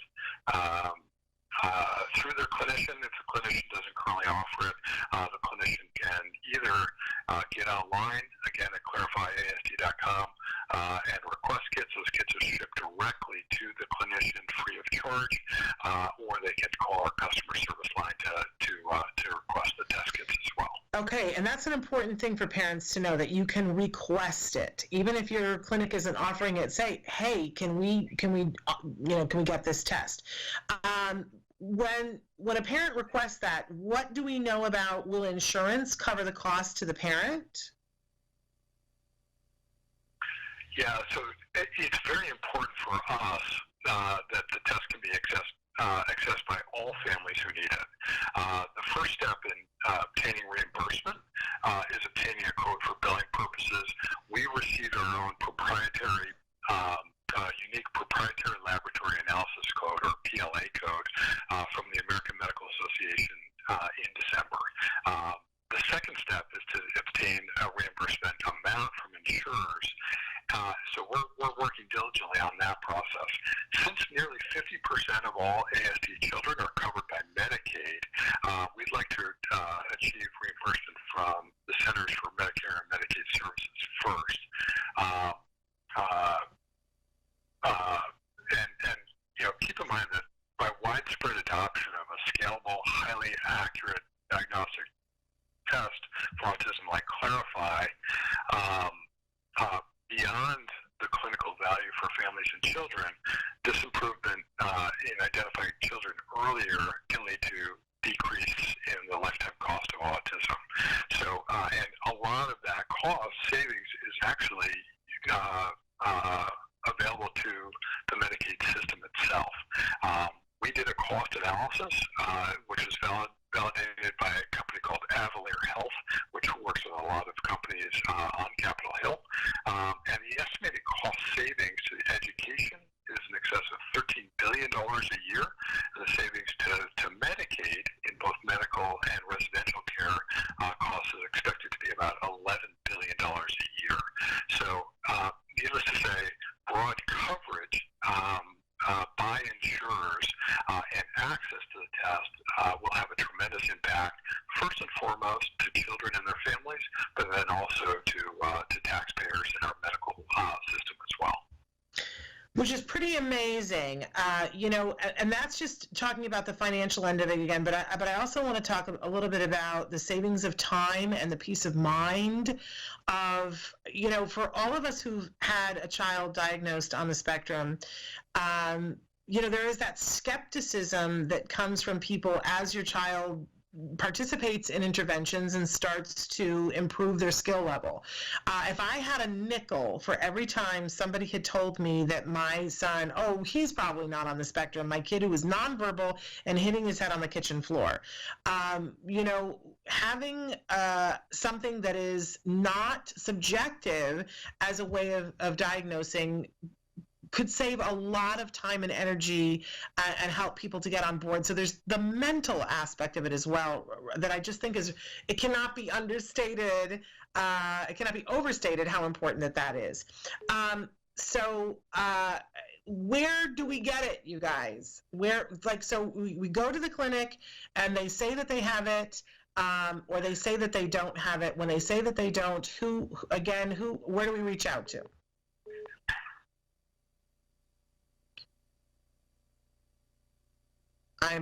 Yes. Okay, there we go. So Shannon, so the test can be ordered at clarifyasd.com. So what happens is if a parent is interested in ordering the test or using the test, they can print out we have an informational sheet that they can print from clarifyasd.com and bring it into their physician to educate them.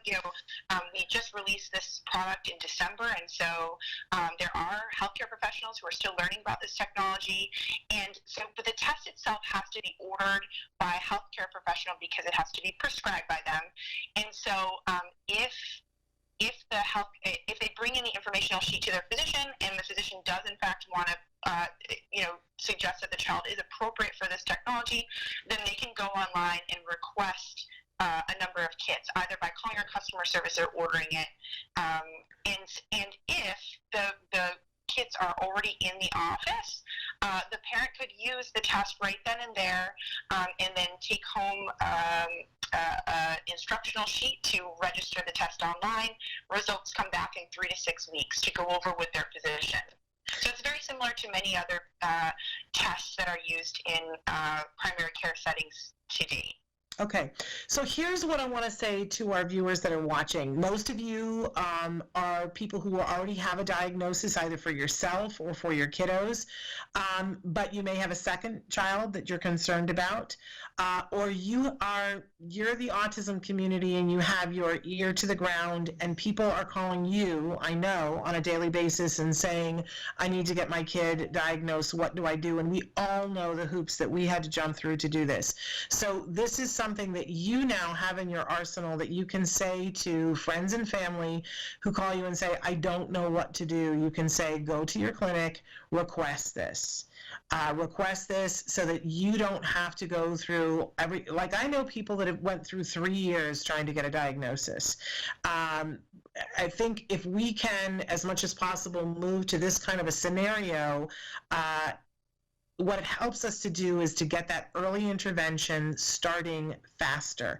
And as I don't know if you guys even have a bead yet at this point, but maybe you can speak to how insurance companies, are they accepting this as part of the diagnostic process and going, oh, okay, the doctor, or is it more the doctor is saying, I have this second backup, it's that much easier for me to do this, and so the insurance companies are absolutely taking it? That's right, Shannon. Yeah, this is very new technology, and so it's being used on many levels. You know, because it's the first biological signature for autism, it has many uses in the diagnostic process that currently exists, right? There's the pediatric setting primary care on the front end, which the purposes of that is to identify children early. There are specialists of many different backgrounds who are working tirelessly to make sure that they can try to see as many children as possible to get the evaluations accomplished. And so this technology is really bridging that gap to be used in collaboration by both of those systems, because pediatricians can't do diagnosing alone, and neither can specialists, because they have such a long wait list, and there's just not enough of them, unfortunately, both geographically and in number.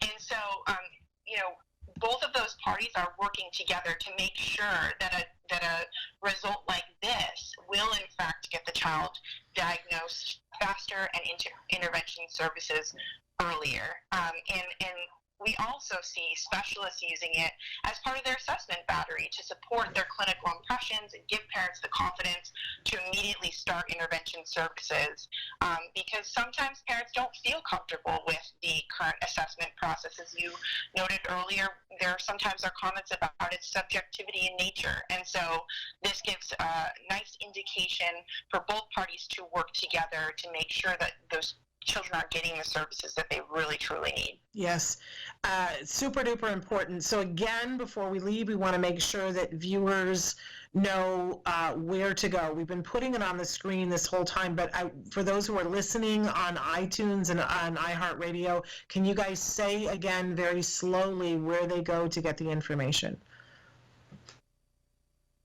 Sure, it's clarify with an I, ASD.com.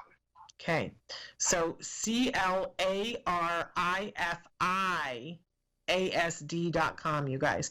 Thank you so much for being with us, and I can't wait to hear more from you guys. It's been so exciting to hear this update of how this is available in this many clinics, and I know if the autism community spreads the word, this will be available more widely to more people. Shannon, thank you so much, and please do keep up the great work. We all appreciate you. Thank you. Yes, thank you, Shannon. Thank you. We're trying, right? But thank you, guys. We'll talk soon. Bye-bye. Bye-bye.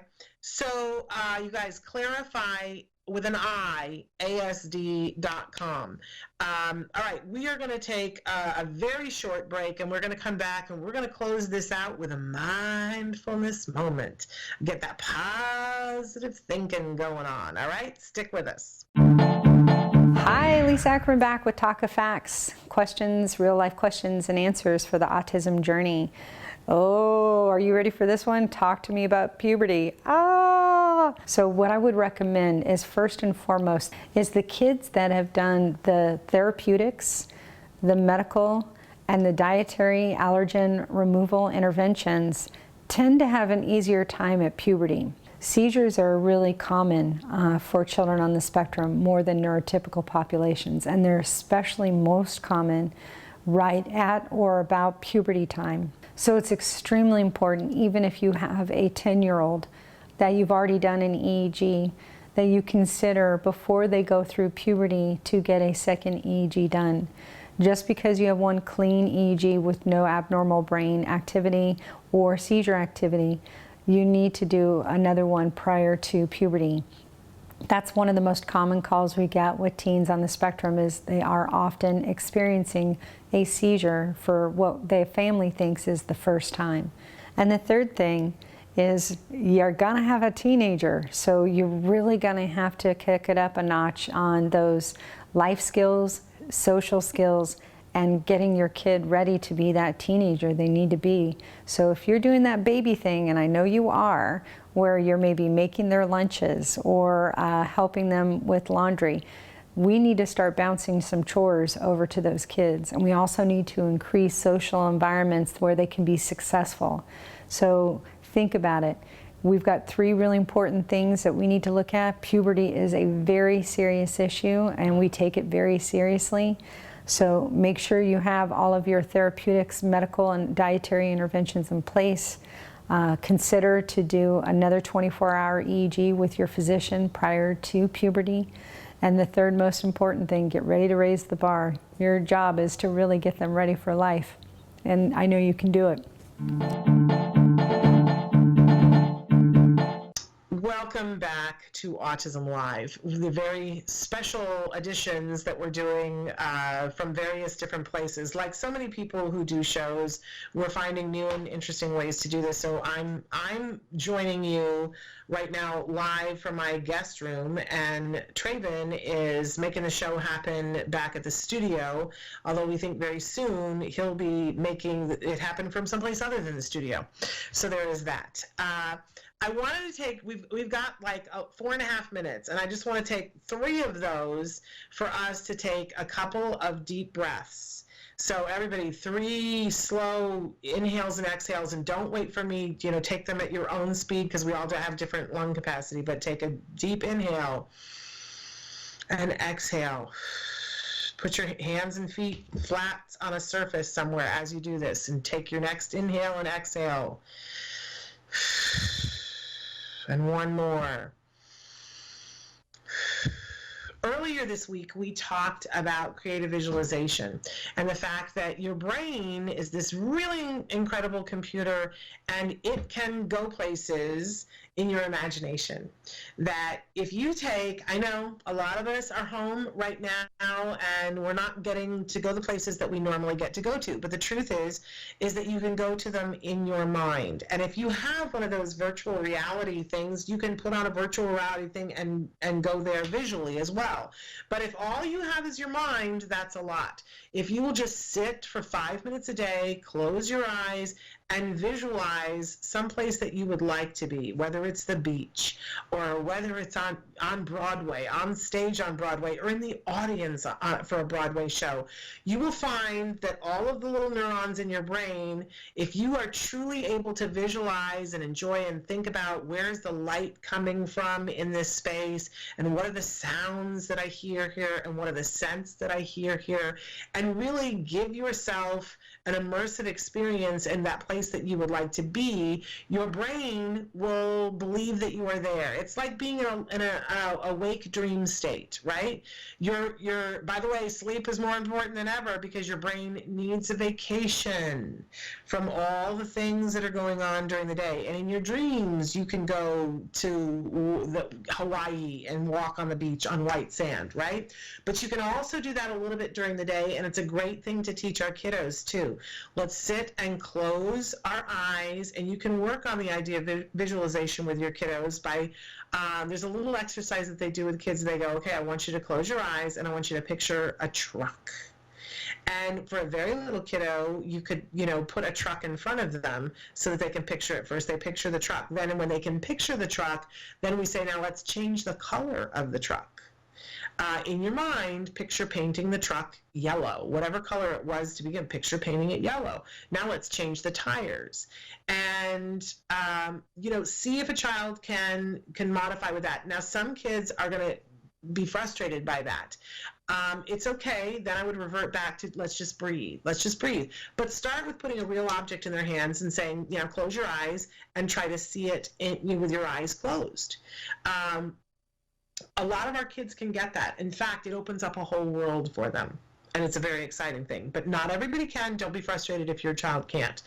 but breathe. We all need to breathe. Okay, so today is Thursday. Tomorrow we are going to do a version of Let's Talk Autism with Shannon and Nancy. Nancy will join me for the news, and then we've got some great guests that are going to be with us tomorrow. So we will be here for that, and then we're here every day next week. And where before some of our shows were recorded, we're moving to an all live model, you guys. So you have the opportunity to be writing into me to suggest things that you want to be on the show. If you want to be on the show, pitch an idea to me. We're here. We're continuing on, and that's really all any of us can do, right? I want you to remember today that whenever it gets overwhelming, to stop for a second, ask yourself those questions. Am I okay? Is my family okay? Is there something I could be doing right now to take care of the thing that I'm worried about? If you're worried about groceries, you can go online and you still have the ability to order some groceries online and have them delivered. You can do that.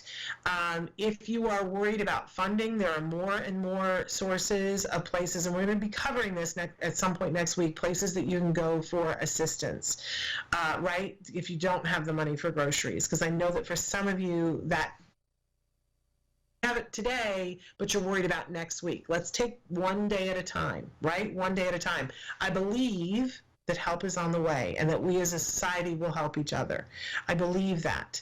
I'm going to choose to believe that today because it's available to think of the other, but it's better for us to believe that we're all going to be okay. And we are seeing tremendous acts of kindness from people in the world. So breathe. What can you do today? And you just do what you can today. We're going to get through this. Si se puede, right? All right, we are out of time, but my friends, I can't thank you enough for the privilege of being able to be here with you, and I thank Traven for helping to make it possible. We will continue on. I will see you tomorrow. Until then, give your kiddos a hug from me and one for you too. Bye-bye for now.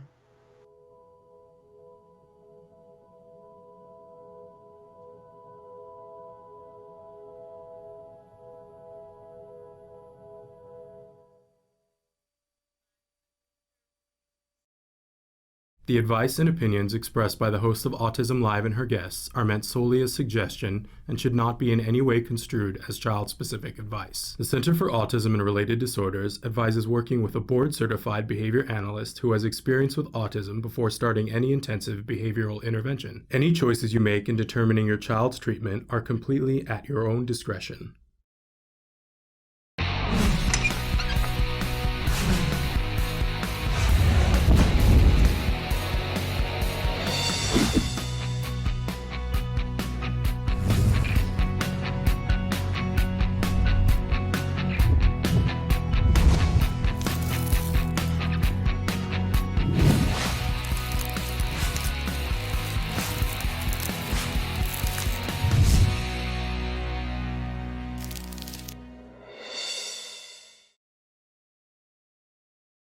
Good morning, everybody.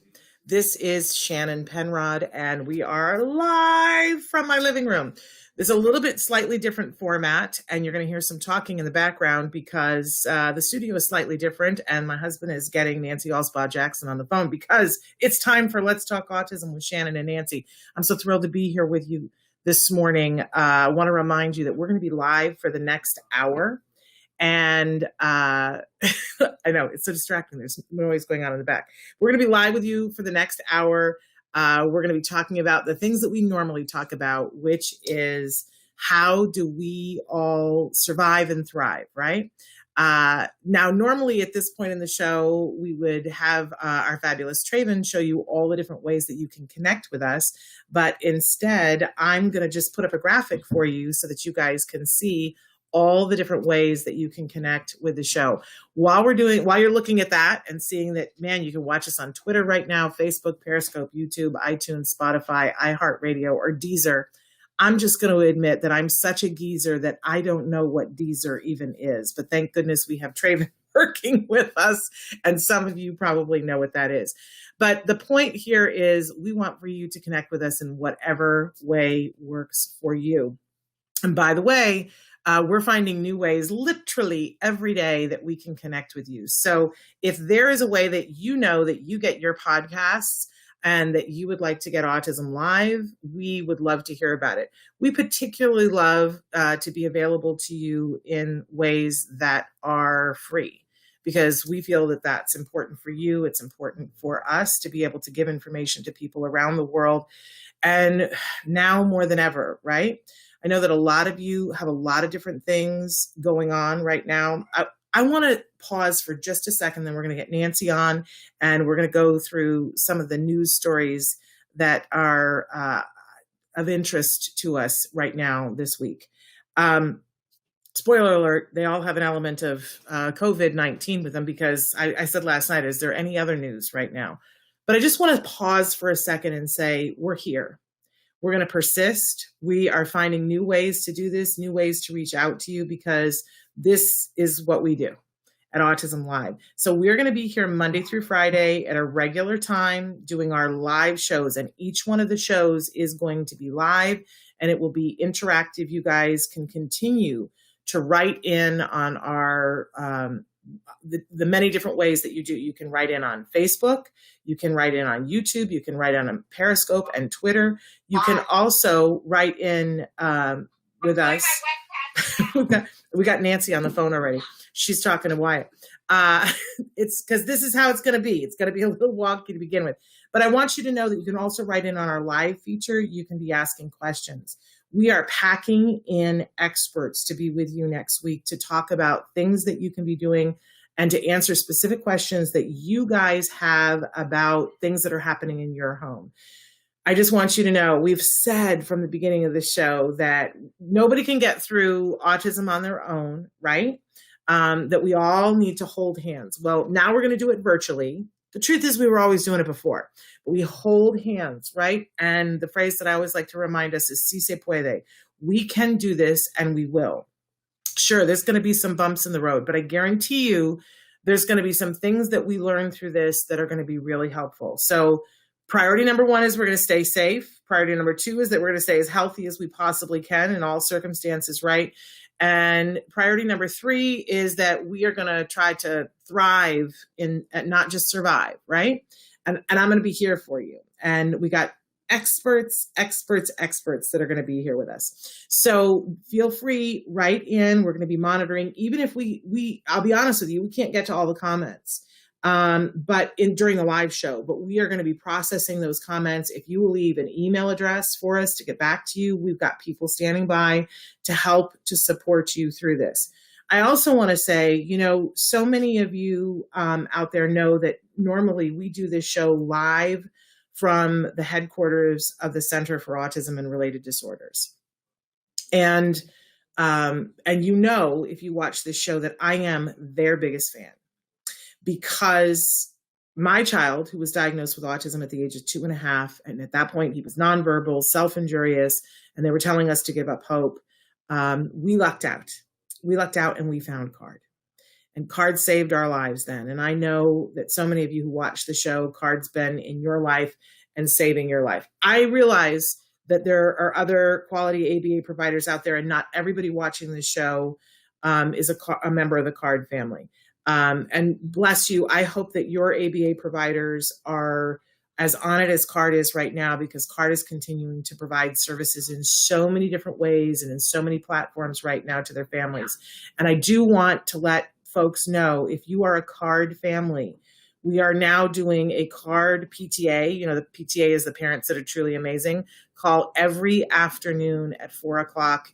Please check your email, because I am emailing you, sending you a code to be able to come in and be a part of that interactive call with some of the top experts at Nancy. Hey, Nancy, I'm welcoming Nancy to the show. Nancy, hi, I'm sorry. We just were hearing you talk, so I thought, why not bring her in? So say hi to everybody, Nancy. Hi, everybody. How's everybody doing during this uncertain time? During this craziness, right? Yeah, it is crazy. It is crazy. But let's start with you. How are you doing? I'm doing fine. Wyatt's having a bit of an adjustment being at home. He doesn't fully understand what's going on. He keeps saying he's sad that people have the virus. Yes. And he wants them to stop having it. And he's devastated about things like his baseball being canceled and his karate and his extracurricular activities and even school. He really misses school. Yeah. So for a lot of our kids, that is their social experience of the world. it is. I mean, he doesn't have social experience other than that and some of his extracurricular activities. Yeah. So it's going to be tough. You know, the card therapist, as far as I know, I haven't heard since last night when the state lockdown happened, are still coming to the house if you want them to. Yeah. Here's the thing that I want people to know is that ABA is considered a medically necessary treatment. And so because of that, places like CARD, the Center for Autism and Related Disorders, are considered a medical necessity. And so they do have the right to continue to provide those services. So CARD right now is offering for families that want to continue with therapy. Of course, the therapists have to be willing. And we understand that, you know, for a lot of people, they're needing to go home right now because they have other situations at home or they have someone who's fragile at home and that it is not advisable for them. But there are therapists who have, my goodness, superheroes who have risen to this occasion and are still willing to go to people's homes to provide therapy. CARD has put protocols in place to make sure that that remains safe. They're, not sending as many therapists to a house, right? They're minimizing the number of houses that a therapist goes to. But if you are a CARD family and, that is still a possibility for you, even if there is a shelter in place. Just like nurses are allowed to go to the hospital and work.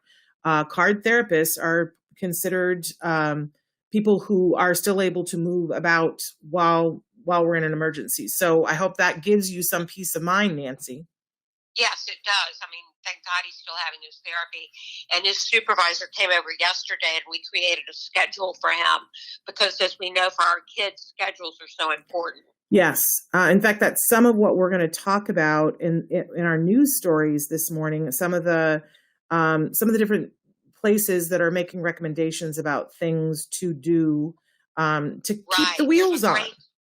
Great story in the Washington Post. Yes. On parenting, helping autistic kids cope with the chaos and uncertainty of the virus. Yeah, and I think it's worthwhile for everybody to take a tootle over to the Washington Post. That is our first story. Tootle over to the Washington Post. And I thought it was a really well written, thought out article that really talks about what one mom is going through and recommendations that she was given. But I think they're really sound. I'm dropping things all over the place, you guys. These really sound advice. Things like the visual schedule, things like not putting heavy demands on our kids right now.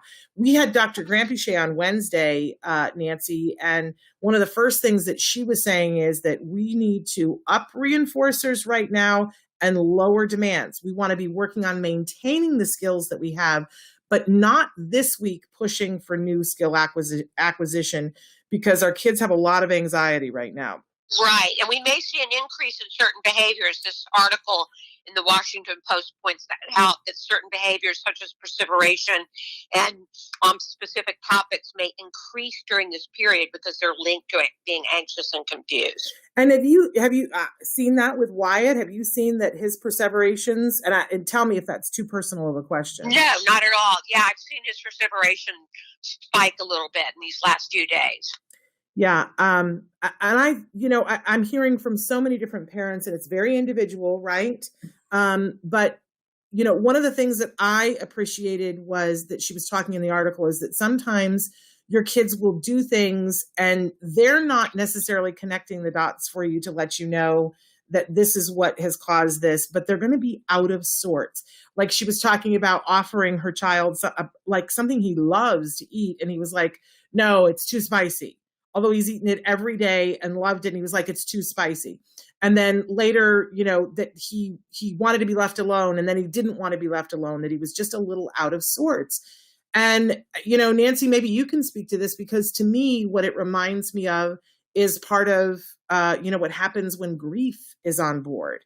When, I remember that Wyatt went through a hard time when your husband Reed passed away, his dad, and that it was like minute to minute, and he wasn't necessarily saying. Eventually, he was able to language it and say, "I'm sad that my dad died," but he was just out of sorts for a little while. Yeah, definitely. It definitely had an effect on him. Yeah. And he still talks about it every night when he says the blessing before dinner. He goes, "And God, please give us a new dad." Oh, well, now a million men just went, "Wait, where do I get in line, Nancy?" Yeah, let's order you up a fabulous man. That's right. Maybe that needs to be our campaign when this is all over, is picking Nancy a new husband. Find Wyatt a new dad. No, I want to find Nancy a new fabulous husband. Okay. I think that would make Reed really happy, I have to say. All right, we've digressed. Should we go on to our next story, which I got to say, part of me didn't want to cover this story because I don't want to be a Debbie Downer. We have enough to be down about, but I do think it's important that we be aware of this kind of stuff so that we'll be careful to not let too much backslide, because the next story comes to us from The Scientist, and it talks about the fact that autism research is going to be put on hold, and it could be a devastating effect to the research that's in place right now because of the coronavirus. Yes, and I imagine that's the case on scientific research everywhere. Across the board. Yeah. Yeah, but it's particularly going to hit us because a lot of things that are going on, they're trying to figure out who's going to care for the animals, the mice, for example. And what are organoids, Shannon? Do you know what organoids are? I was going to ask you, Nancy. I have no idea what I have an assistant here. My husband is helping me this morning. You'll hear him chuckle. But I'm going to have him look up what organoids are. How's that? He's going to Google it for me. Okay. So, and I'm this is how low tech we have gone, you guys. I've got Nancy on the phone and I'm holding it up to the microphone. We're going to get this perfected a little by next week. But I think, it's understandable. Research assistants are being sent home and told to shelter in place. And funding is going to be put on hold for a lot of different things. And I just want us to all put a little bookmark that as we come out of this, that we're all going to lobby hard for this research to be picked back up and for funding for research. Places like Autism Speaks have a lot of money for research. And I know that some of it, very likely, honestly, fingers crossed, maybe some of that will be rerouted in this emergency, but then, for it to be pushed back to research when this is all over. Let's none of us forget. I have a definition for organoids. You do? Yes. She beat you, honey. Oh, I got it. It was a race, and Nancy won. So what do you got, Nancy? An organoid is a miniaturized and simplified version of an organ produced in vitro in 3 dimensions that shows realistic microanatomy. So if you understand that, but it's a simplified version of an organ produced in vitro. In vitro. So is it like when they're growing an ear in a petri dish? Yeah. Wow. That's what I take away from that definition. Wow, that sounds a little creepy, Westworldy to me. Right. But there you go.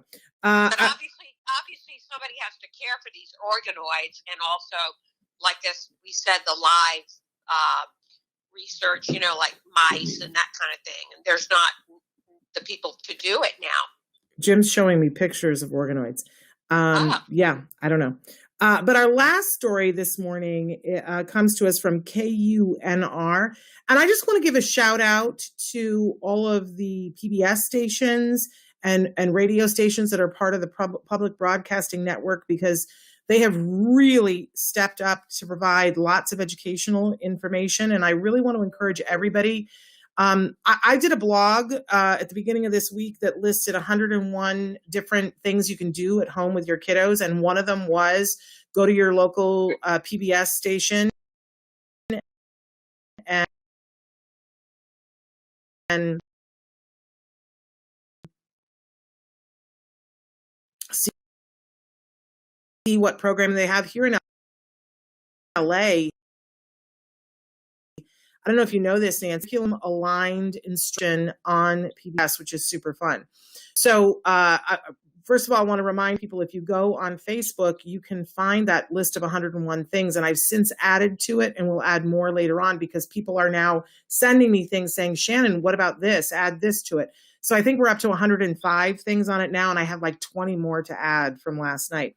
But KUNR did an article about online learning solutions and the challenges that present for students with autism and ADHD. And I got to say, I feel like the article really was geared towards kids that are very high functioning, and that, you know, we're already maybe doing some things online and gave them some strategies.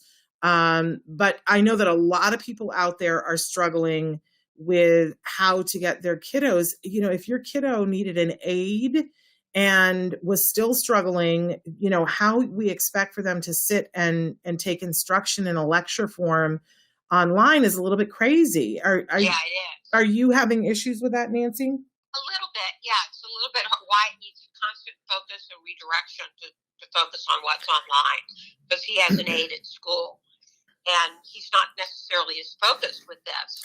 You know, he's not able to get the redirection that he was able to before. Yeah, and we're gonna. As far as I know, we're having Bonnie Yates on the show on Monday, and I'm going to ask her to address this in particular. But if you have an IEP and your child has support services, your child gets to have those while you are home. And my understanding is that, for instance, if you have a card aid, I'm just taking it for instance, in your classroom, that your card aid can now come to your home if they are willing to, and be the one-on-one aid helping them to do the online instruction. Now, if you have a school aid, now is the time to reach out to the school and ask if they're going to provide that or what they're going to do for you.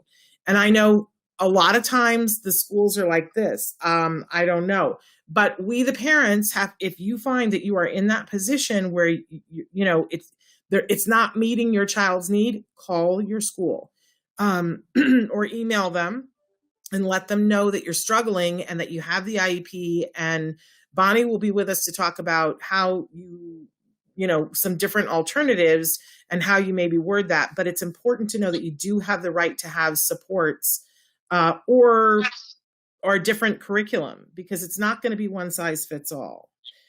Right. So you're saying that they're entitled to the same support that they'd be entitled to in school. Yes. Now we live in interesting times, and so you know, I know some people who have card aids in the classroom and have called their school. The school has said, yes, we'll continue to pay for the card aid if the card aid is willing to go to your home. You know, so I know that there are people who are doing that. And then the aid is there and helps them to stay focused, to be able to, you know, take exactly what they were doing in the classroom, to be able to take the instruction and, you know, have them be able to receive it. So, and I do know from talking to Bonnie last week that your IEP doesn't go out the window when school closes. There are some special considerations because we want to make sure that everybody is healthy and no one is spreading this virus, but your child still has the right to a free, appropriate public education, appropriate being the optimal word here. So, but I do, for those of you who do want to know, for if you've got a really high functioning learner, I do think it's a very thoughtful article about strategies and talking to the teachers I love the part in this article where it says for teachers that the best thing that they can do is say, how can I help support you? My issue only with that is that, you know, if you've got a 5-year-old kid who has ADHD and autism, and they're not going to know how to answer that question. Right. Exactly. Maybe a 20-year-old will be able to say, I need to have the notes separately. Right. I don't know.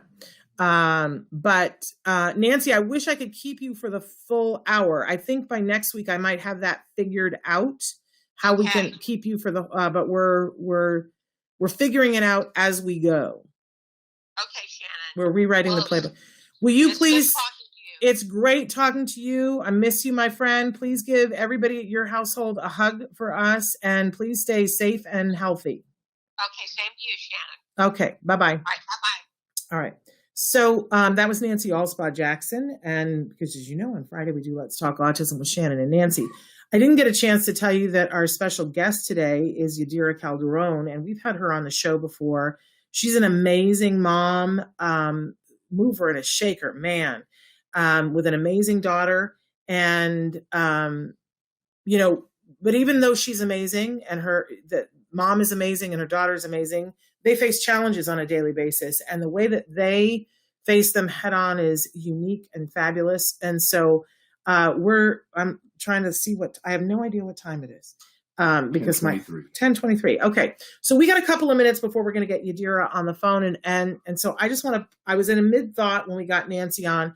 I want to make sure that if you are a CARD family, that you are aware of the fact that we are doing those, as I said, PTA meetings. PTA stands for the Parents That Are Truly Amazing at 4:00. So please check your email so that you can be a part of that. It's interactive. You can ask questions. And it's, for instance, this afternoon, Dr. Grampiche will be on the webinar with us, and you can ask her questions directly that you have about COVID-19, how your child is progressing, concerns that you have. And unfortunately, you guys, I can only offer that webinar to CARD parents, but I want you to know that we're going to be replicating a lot of that stuff here with Autism Live. So please don't feel left out and be like, Shannon, you know, because we're going to be doing a lot of that here. It's just that it's a wider audience. And, you know, each one informs, like on Tuesday, I'm just going to tell you this. On Tuesday, we're having the top experts in the field of assaultive behavior management at CARD. They're going to be with us, joining us on Autism Live.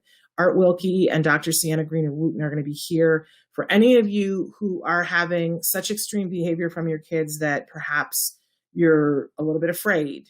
And you're afraid that you're going to get hurt or that your child is going to get hurt, and thinking about this period of time in which you're going to be in your house with your child alone could be daunting, right? That's a very important show that I want you to make sure that you tune into on Tuesday, Autism Live, because our Art is going to be here with us, and he's going to talk about strategies to protect yourself and to protect your child. Dr. Sienna Greener-Wooten is going to be here, and she's going to be talking about antecedent modifications, those things that we do before things escalate. And throughout the week, we're going to be offering tips for how we cope as parents and how we help our kids to cope, because they're even, you know, one of the things that these articles that we were talking to you about said is that, you know, don't lay all the heavy stuff on your kids. Don't put all the nervousness on your kids. But you know what?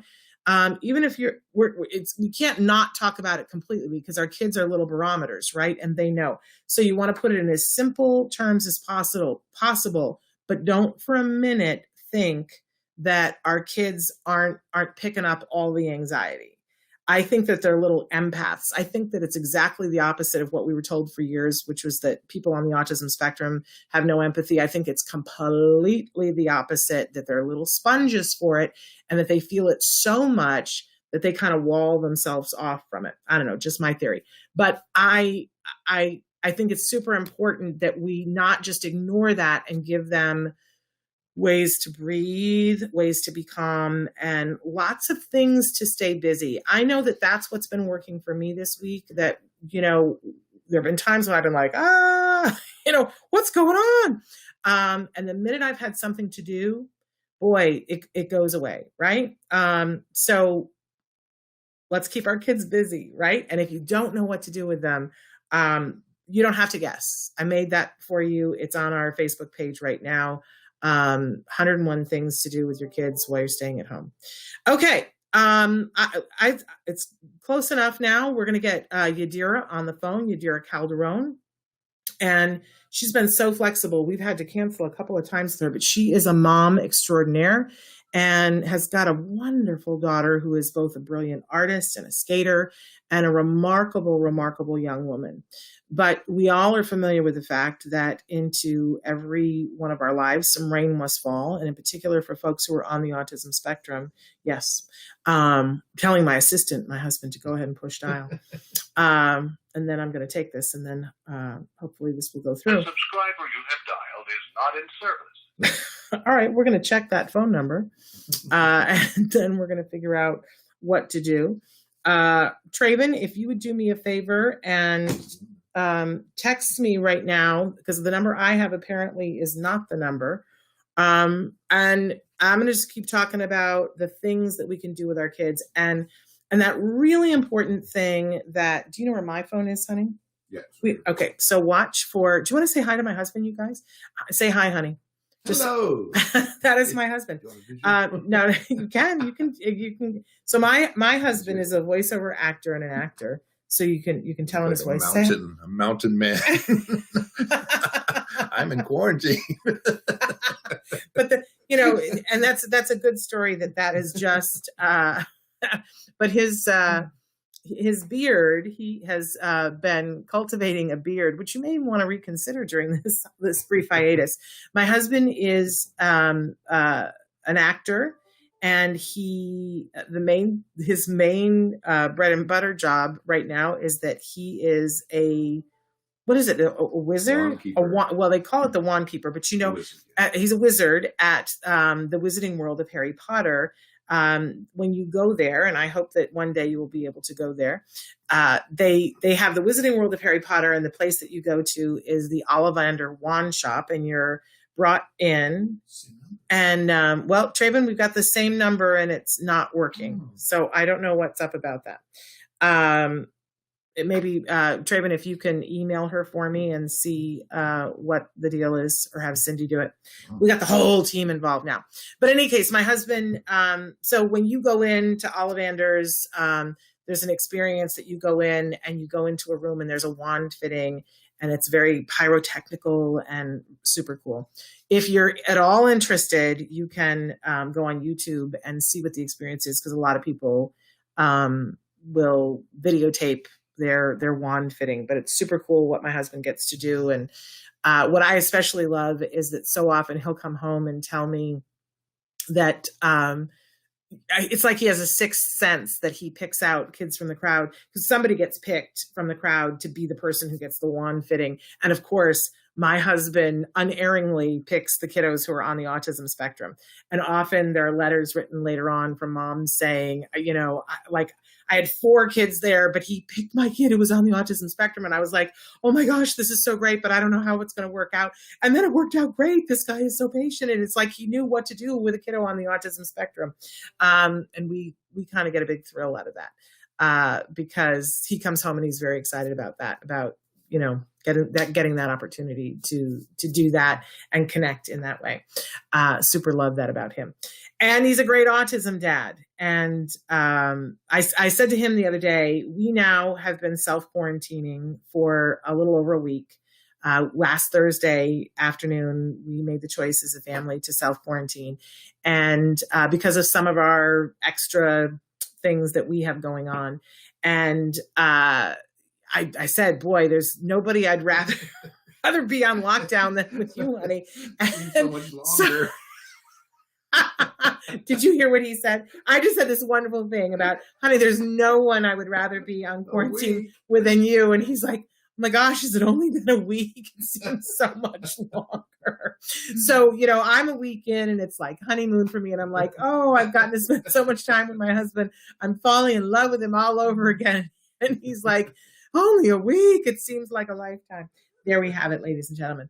But I do think one of the things that we all need to be cultivating right now, and one of the things that I think has helped us and so many other people to get through the things that we've gotten through in life, is a sense of humor. If you can't be laughing, then really, what are you doing? So we're still trying to figure out where your dear is. So I'm going to go back to talking about the blog and the 101 things. And I don't mean to say that we know where your dear is. We don't have the right contact information to reach her. So we're figuring that out. It's not your dear's fault, but for some reason we have the wrong phone number for her. So the blog, 101 things to do. I just want to point out that some of the things have an interactive link with them.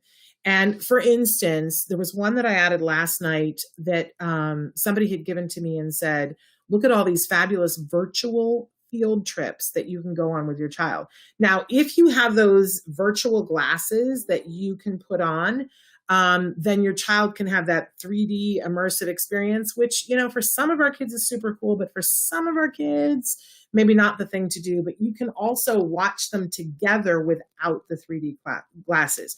So, we're really hoping that you will take to heart some of the advice that we've given on the show about a visual schedule. So that in the morning you get up, and whether it's a dry erase board or just a piece of construction paper, and you have written this map for the day where it says, breakfast, right? And you can either make pictures or you can have your child make pictures, which is a great art project for them to do, right? And so that you have a picture that represents breakfast. And then, the next thing, and depending on what you're working on and the level of your child, that'll dictate what the visual schedule looks like. But for instance, for our kiddos that are working on time, this is a great way to reinforce time, because you can put a little thing on the side of the visual schedule that says the time. Like it can say 8:30, 8:30, and have breakfast next to it. And so you have the clock sitting there, and you ask your child, does it say 8:30 yet? If it says 8:30, then it's time for breakfast, right? So we're teaching more things at the same time, right? But, and then you want to plug different things in. And here's the deal. As Dr. Grandpichet told us on Wednesday, there's got to be more fun. Now, I know initially for parents, it's like, oh my gosh, like I have to work from home, or I've got other kids, or like I don't have a degree in early education so that I can put together fun things. I'm a little bit lost. That's where you go to the list. And you pick maybe 2 or 3 of them off the list, whether it's 2 or 3 for a day or 2 or 3 for a week. You go with your comfort level, and you plug them onto the list. But you put the schoolwork on there too. Just remember that in the beginning, you might want to have much more reinforcement and a much smaller amount of schoolwork, and that we want to be doing things that are, when we're doing the things that are not preferred, that we're doing things that they already have the ability to do. We're just maintaining that skill. Today is not the day to introduce trigonometry in whatever, on the sliding scale of whatever the skills are for your child. If your child does not yet know how to tie shoes, today's not the day that we're going to start it, right? We're going to work today on things that they already know how to do.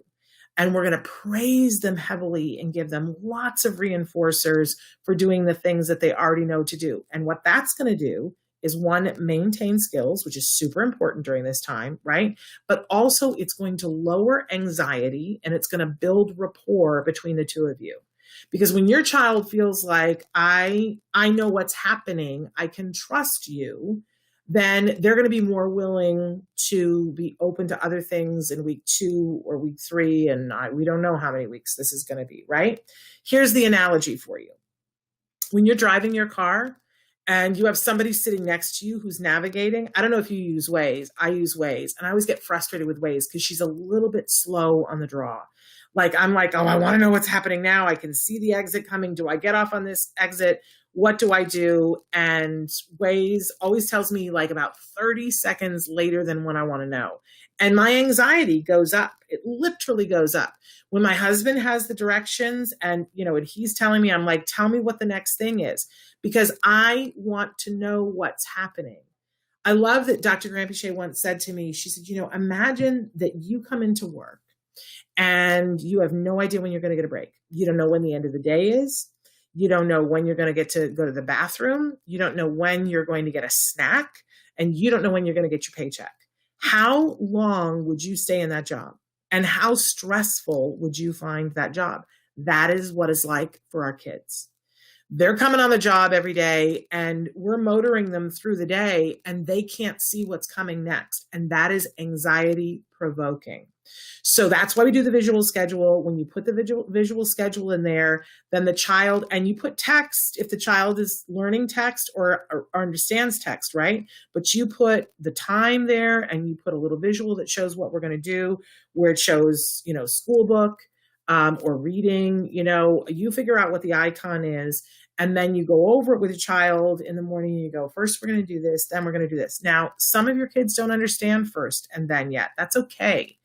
Let's assume that there's a certain amount that's getting in, and let's point to the pictures and point to the time. And if they don't get it today, once you go through today, tomorrow, there will be a little bit better understanding of that. And by the end of the week, they're going to go, okay, I see that this matches up with this in all likelihood, right? And that will make your life easier. When you're having to read the fly all day long, it's rough.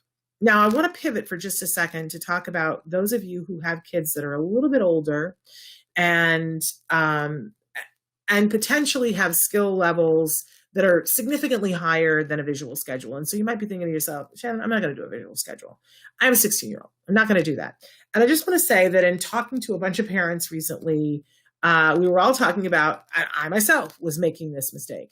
And sort of like, they're older. We'll just take the day as it comes, right? The truth of the matter is we all need a visual schedule to get through this.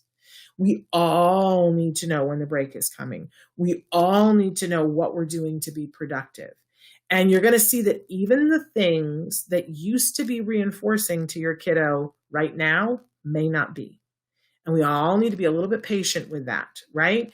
I'm just going to tell on my son a little bit here, and he won't appreciate me for this, but he was doing his online schoolwork, and in between, he was reinforcing himself with some video games and chats with his friend while I was working and my husband was doing other things. But it got to the end of the day, and one of the things that we've said is we have to keep moving. And so we've been taking walks safely around our neighborhood with our dog, maintaining distance from people, right?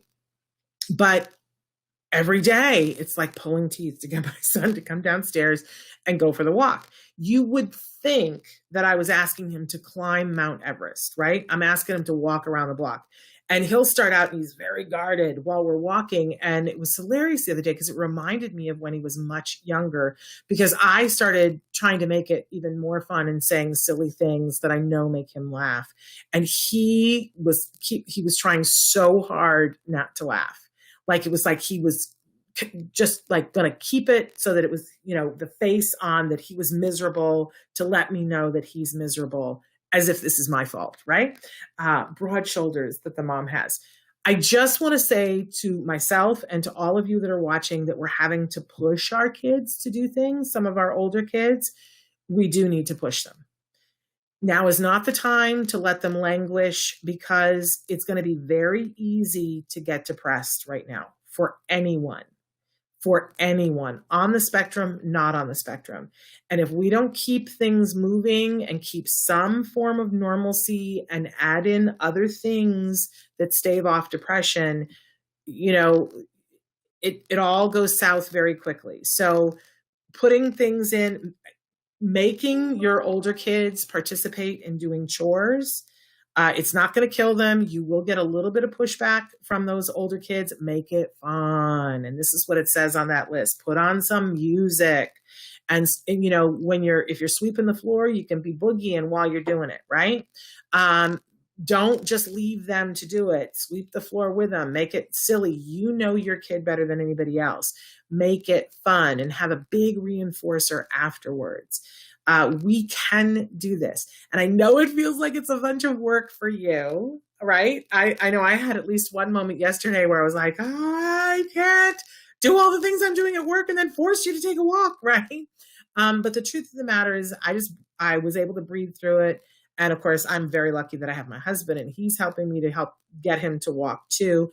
But we got through it. We still went for the walk. Remember, when people are trying to escape from the things that we're asking them to do, we don't allow them to escape. But again, be careful. We're only doing things that are easy. Walking around the block is an easy thing for my son to do. If that's a big thing for your kiddo, that's not the thing that you do right now. But for my son, that's a super easy thing to do and something he would normally find very reinforcing. So I do need to push him. I do need to make it reinforcing for him. I need to reward him for doing it, but I need to not let him escape. It feels easier in the moment to just give it and go, well, I guess we're not going to walk today. But that is not the place to go. We need to keep our kids moving. We need to keep it fun. So take a look at the list of the things to do, and just know that there are going to be some of them on the list that are not appropriate for your kiddo. And pass those by. You know, if your kiddo is not a craft project thing, then you are going to breeze right past the one about taking soup cans and bolts and screws and making a robot, right? If your kid is not about that, you just breeze right on past that. But I will say that in a couple of weeks, if we're still doing this, which it looks like we might be, it might be time at that point to try a couple of things that you haven't done before. I know one of the things that I've been excited about that is on the list is that the Metropolitan Opera all this week has put out a schedule of operas that they are going to stream live for free for people to watch. Now, when would our kids have this kind of a cultural experience ever before, right? Something to be taken advantage of. I know I mentioned this to my husband last night. I was like, we could be watching the Met Opera, and he looked at me like I had lost my mind entirely. But I guarantee you that in a week, my husband's going to be excited to watch one of those, right? And I had said to him, what I have on the list is that watch the opera and be silly with it. Like take turns standing up and singing the opera. You know what it reminds me of? We've had the fabulous Spencer Hart on the show many times. She's a young woman who really was struggling to communicate as a child. And her mother had Phantom of the Opera on the TV. Never had, they're not an opera family, or they weren't. Never had thought to take her to an opera before that. But Phantom of the Opera was on, and she heard Sarah Brightman sing. And that little girl opened up her mouth, and what came out changed history, right? She can sing opera. This girl can sing opera. And mom was like, what just happened, right? Who would have thought? Who would have known? So not this week, but next week or the week after, once your kids get to a comfort level, it might be time to try something. And you know what? If you turn on an opera for a couple of minutes and you try to get them involved in it and they don't want to, you can turn it off and amend and try something new. Okay, I want to go to a couple of questions that Traven is sending in that you guys have written in. So let's take a look here. So Christine on YouTube says, trying to walk 15 minutes a day. It's a struggle with my son who is 17, but I do it. And if I don't, we feel the pressure in the house. The walk helps a lot. Amen to that, Christine. I feel that very much. Hang on a second. I'm just scrolling down to the other things that that Traven sent. Somebody said, thank you for still making these videos. My greatest mentor. Thank you so much, because, you being there and watching and participating is everything in the world to me. Okay. So, okay. What about HIPAA with therapy? Joyce is wanting to know. I want you to know a couple of things that are happening right now. The United States government has put out some new directives on HIPAA. And in order to mobilize for people to get what they need, there were some insurance companies that had already allowed for telehealth, where you could be online with somebody and talking and receive mental health and do all kinds of things telehealth. And you could get your supervision, depending on who your funding source was, from your supervisor for ABA therapy. You could be doing that online. But there were all kinds of rules that protected your HIPAA and the ways in which you did it. Because of the amazing circumstances that we live in, we're finding that having the HIPAA approved way of doing it may not be available to everyone. And some insurance providers are saying, look, if the family is saying that they're okay with it, and if it's preventing the family from accessing the care that they need, that's really not what the HIPAA laws are there for. So in some circumstances, they're loosening those a little bit. So your HIPAA rights are really important. And in fact, I would say they're, one of the most important things. But if you find that it's getting in the way of you getting therapy, that's what the government is saying right now. We don't want to see that happen. But I think it's important, Joyce, to be talking to your provider about what they're comfortable with, what you're comfortable with. And this thing is evolving so quickly that it's, even me quoting to you what I had read the other day about HIPAA from the government, that's probably 2 days old, and it might have changed since then. So I think it's super important. Traven is sending us a new phone number for, it's the same number, Traven.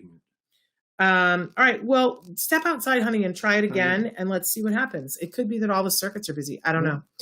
It's a mystery to me. Okay, so KJ wrote in on Facebook and said, perseveration is our life.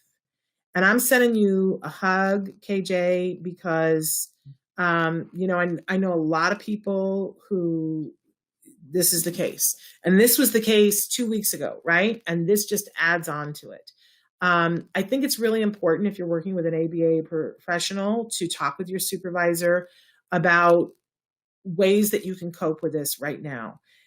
Because right now the rule book is different. I always go back to talking to Dr. Temple Grandin about her perseverations and the fact that her mom allowed her to perseverate for a certain amount of time. That she was told, you can go and do that, and this is the amount of time that you have, but then you have to do this, or you have to do this before, and then you get that amount of time. That's not going to work for everybody, but I think it's a really worthwhile thing to do. I think he's bringing me the phone. I want to go. That's okay. You can come right in, honey. I guess we have Yadira on the phone with us. Yes, here she is. Here we go. Yadira, welcome. I'm so sorry it took us so long to figure out how to get you on the phone. How are you? I'm glad to finally get to hear you. Yes, I'm glad to hear you. And our audience is listening to you too right now. So Yadira, tell them a little bit about you so that they know. I am Yadira Calderon. I am the parent of a child diagnosed with autism. At 53, at almost 53, I'm realizing that this world of autism is a total package. Many doors need to be opened.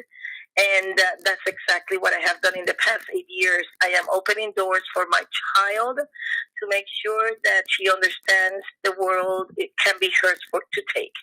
And this is easier said than done, but that's what we're trying right now.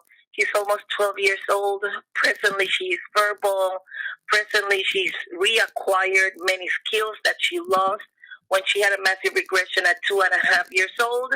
And we are rediscovering the world and what it is like to raise a child diagnosed with, in this case, autism, but it could be anything else. So understanding also that we, the families, have many challenges ahead of us, and many times it's very difficult finding that path or creating that special group of individuals that allow us to become better parents, because we cannot do this alone. And many parents, unfortunately, right now, especially with the current situation the country and the world is living, they are realizing, oh my God, I'm all alone. I don't have extra support. Yes. And you are somebody who, from as far as I can see, from the very beginning has been very proactive.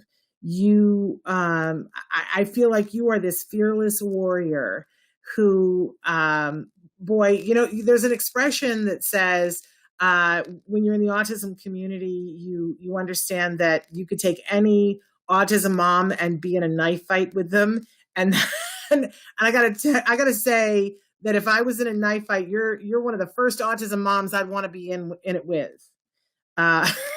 So because you've decided to be positive about this, you've decided to be proactive. Your daughter is amazing. She's a beautiful artist. She's an amazing skater. Yes, that's the new chapter in her life for the past year, where when a year and a half, we moved to Nashville, Tennessee, seeking safety from a school setting. My brother is a teacher, and I decided that I would make a very drastic move to be with him. He opened up the doors. We can live there thanks to him as we get settled. And but my brother is in a safer environment. It hasn't been that simple, but it has been the process to create a space for my daughter to understand, yes, the world in a school setting, middle school, can be difficult, but you have to learn that there's people around you that can help you. So school is the hard part, but then we created this incredible world with art, with Borderless Arts Tennessee, and we've also created a beautiful world for her where she's loved, accepted, and she has this incredible skill for ice skating with Scott Hamilton All-Stars. And it's just wow. And she realizes, she tells me, Mom, when I go skating, everyone accepts me, everyone loves me. And even when I'm having some of my hard moments, people are there to talk to me and they show love to me. And I say, exactly, my dear. And that's why you need to understand that in this world that we live in, we value what is good around us, and then what is difficult, we learn to speak out and we learn to find solutions. And those solutions, many times, they do not appear or take place as soon as we'd like them to, but we take those necessary steps, especially with our children whose view of the world and reactions. Example, in a school setting, when a child is telling her, oh, you look like this or you look like that, where our children take everything so literal and personal, you know, for my daughter has been very difficult to be able to have those quick responses. Oh, look, what are you doing talking about me? Look at yourself, or leave me alone, you know, get away from me. It's for many of our children, that is very hard to have those type of quick responses that will tell a bully, a person who makes the decision to harass, bother, or attack somebody else. Oh, this person is weak. Let me go and attack him. So it is our current dilemma, you know, and we are not wallowing in it. We're not crying over it. We are facing it, going home and finding the solutions. But again, yes, going back to the positivism and the good things around us, really cherishing and building and strengthening those relationships with those individuals who love and respect her. Yeah, and thank you so much for sharing, you know, because a lot of times parents are, if we're trying to be positive, it's very hard to also tell the side of it that isn't the positive, right? But I appreciate that you tell both sides of it, Yadira, and that, you know, your daughter on paper and online, you know, we see her skating and we go, wow. Or I see, you know, art shows that you guys are doing and I'm just like, wow, that girl is tearing it up. But then, you know, the both of you speak out about the bullying that she's been through. And I just want to say to you, I really appreciate it, because so often social media can make it look like it's all sunshine and rainbows. And correct. And the story that you tell is that it isn't all sunshine and rainbows, but we're going to focus on moving it towards that direction because that's the choice that we get, right? That's correct. And so, Yadira, talk to us about where people can go to find out more about what you're doing and to follow your story and to see your beautiful daughter, to see her skate. Everybody should see her skate. She's amazing. Definitely. Thank you so much. Number one, they can go to our website, autismhappykingdom.com. Number two, they can find my daughter on Facebook and Instagram. Her artist name is Rainbow Mosho, Mosho, and they can follow her. And in there, she puts in her videos and her notes, and she shares her arts, and just being a kid, you know, innocent, open, loving the world, and having this view, you know, that many of us in this adult world that we live in, with the good and the bad that we have to face, it is so refreshing to hear some of these quirky comments my daughter makes, because it's just like, oh, yeah, why am I worrying, you know? Let's just think the Rainbow Moshe way, you know, and we'll chill out and we'll keep finding solutions for everything. What an amazing, amazing young woman she is. But I got to say, I think the apple's not falling very far from the tree. Now, I put up the, so it's autismhappykingdom.com. Is that correct? Correct. Okay. I'm learning how to caption on this software that we're using. So it's on the screen now, but for those of you who are listening in iTunes or on iHeartRadio, autismhappykingdom.com. Yes. Okay. And yes, autismhappykingdom.com, and on Facebook and Instagram, Rainbow Mosho, Mosho. Okay. I'm so sorry that we got to you so late, but I'm so glad that we had an opportunity to connect with you. I think that your story and your daughter's story are really important to our community any day of the week, but especially right now, Yadira, when people are like, look, you know, we've been talking about this all week long, that we all get up every morning and we get to choose which side of the glass we're going to look. Is it half empty or half full? And that how we choose defines how the day is going to go, right? Yes, Shannon. Yes, Shannon. And we try as best as we can to look at that half full and just move along. Yep. Move along and be thankful, especially now there's too much uncertainty. I know there are families that are suffering. I know there are families that do not know what to do. But right now, social media, it is helping many of us with videos, with resources. Reach out and touch someone. Let people know what you need. Let people know what you're looking for. There are a lot of people out there that are willing to help. Absolutely. And we must do so. Well, I got to say, you know, here we really want to hear from people. We really want to know what they need, because we're going to be here. We're going to be doing shows, and I want them to be things that are meaningful for our viewers. And I always say I gave up being a mind reader to be an autism mom. So don't expect me to know. You got to tell me. Right? Yes. Thank you. And I know that you're part of that community too, that you're so helpful and you're such a great resource. And I love reading and following. I try and I open up, and people send me notes and people ask me questions. And if I don't have the answer, I will try to find a referral. Yes. Just go contact someone else. There's this other organization, and let's keep digging. There's always a solution for everything. Yes, absolutely. Amen. Thank you so much for being with us, Yadira. I'm trying to navigate all my different windows that I have open, but again, we want to say autismhappykingdom.com. And thank you so much for being with us. Thank you, Shannon, and keep always all the good, wonderful work you guys keep doing and keeping us enlightened and keeping us moving forward, which is the most important thing. Thank you. We're going to keep on keeping on, because that's what, you know, that what other choice is there? So we're not going to do anything but that. So thank you so much for being with us, Yadira. Wonderful. Stay safe.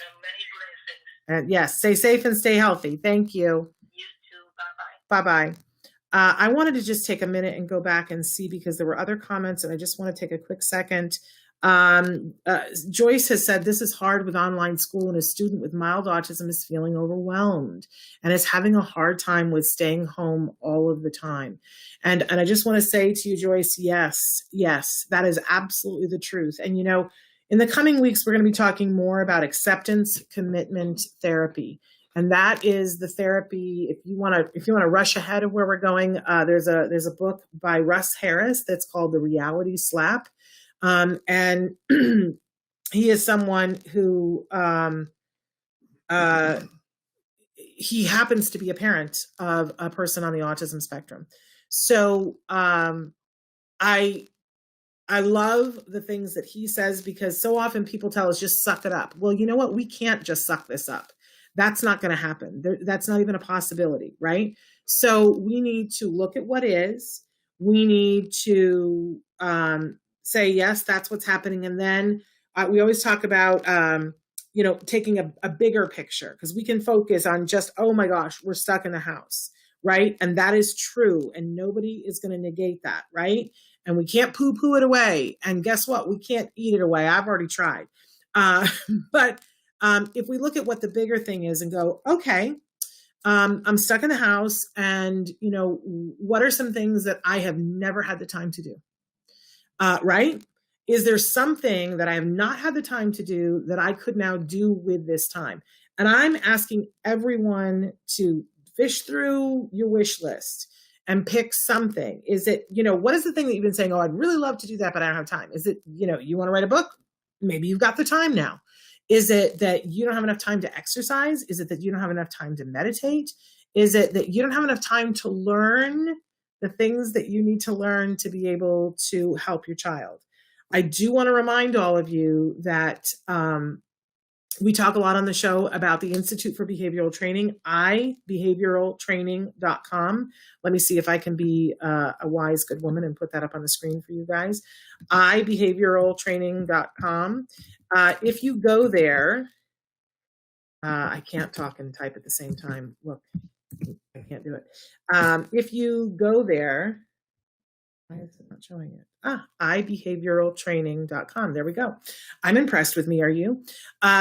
They have classes that you can take. They're videos, and they're in 3 different categories. It's a little bit easier. I got to say, they're not going to appreciate me saying this, but there's on the top, it'll say, do you want to look at it at the old site? I will tell you, for a parent, it's easier to look at the old site because it divides it by things for practitioners, things for teachers, and things for parents. And I would encourage you to look at some of the classes. They're between like $7.50 and $15. It's cheaper than buying a book, right? And you can do a training and you can get better at the things that you want to know how to cope with your kiddo, right? So Joyce, I just want you to know that we're all feeling it. Try the visual schedule. See if that can help to lower the anxiety. Remember to push down on the number of demands and up all the things that are reinforcing. It's individual, but if you do that with a visual schedule, I think that you'll write back to me on Monday and say, we've had an easier time, and you'll find that you'll be able to build on that. All right. We want to thank you guys for being here. I just want to give you a little bit of a tease of what next week is going to look like. On Monday, we are told that we have Bonnie Yates, and she's going to be here to talk with us about some of the things that we can be talking about with school and our IEP, and what supports we can get for this online learning. And maybe you need a different curriculum, and that's entirely possible, and you can request that.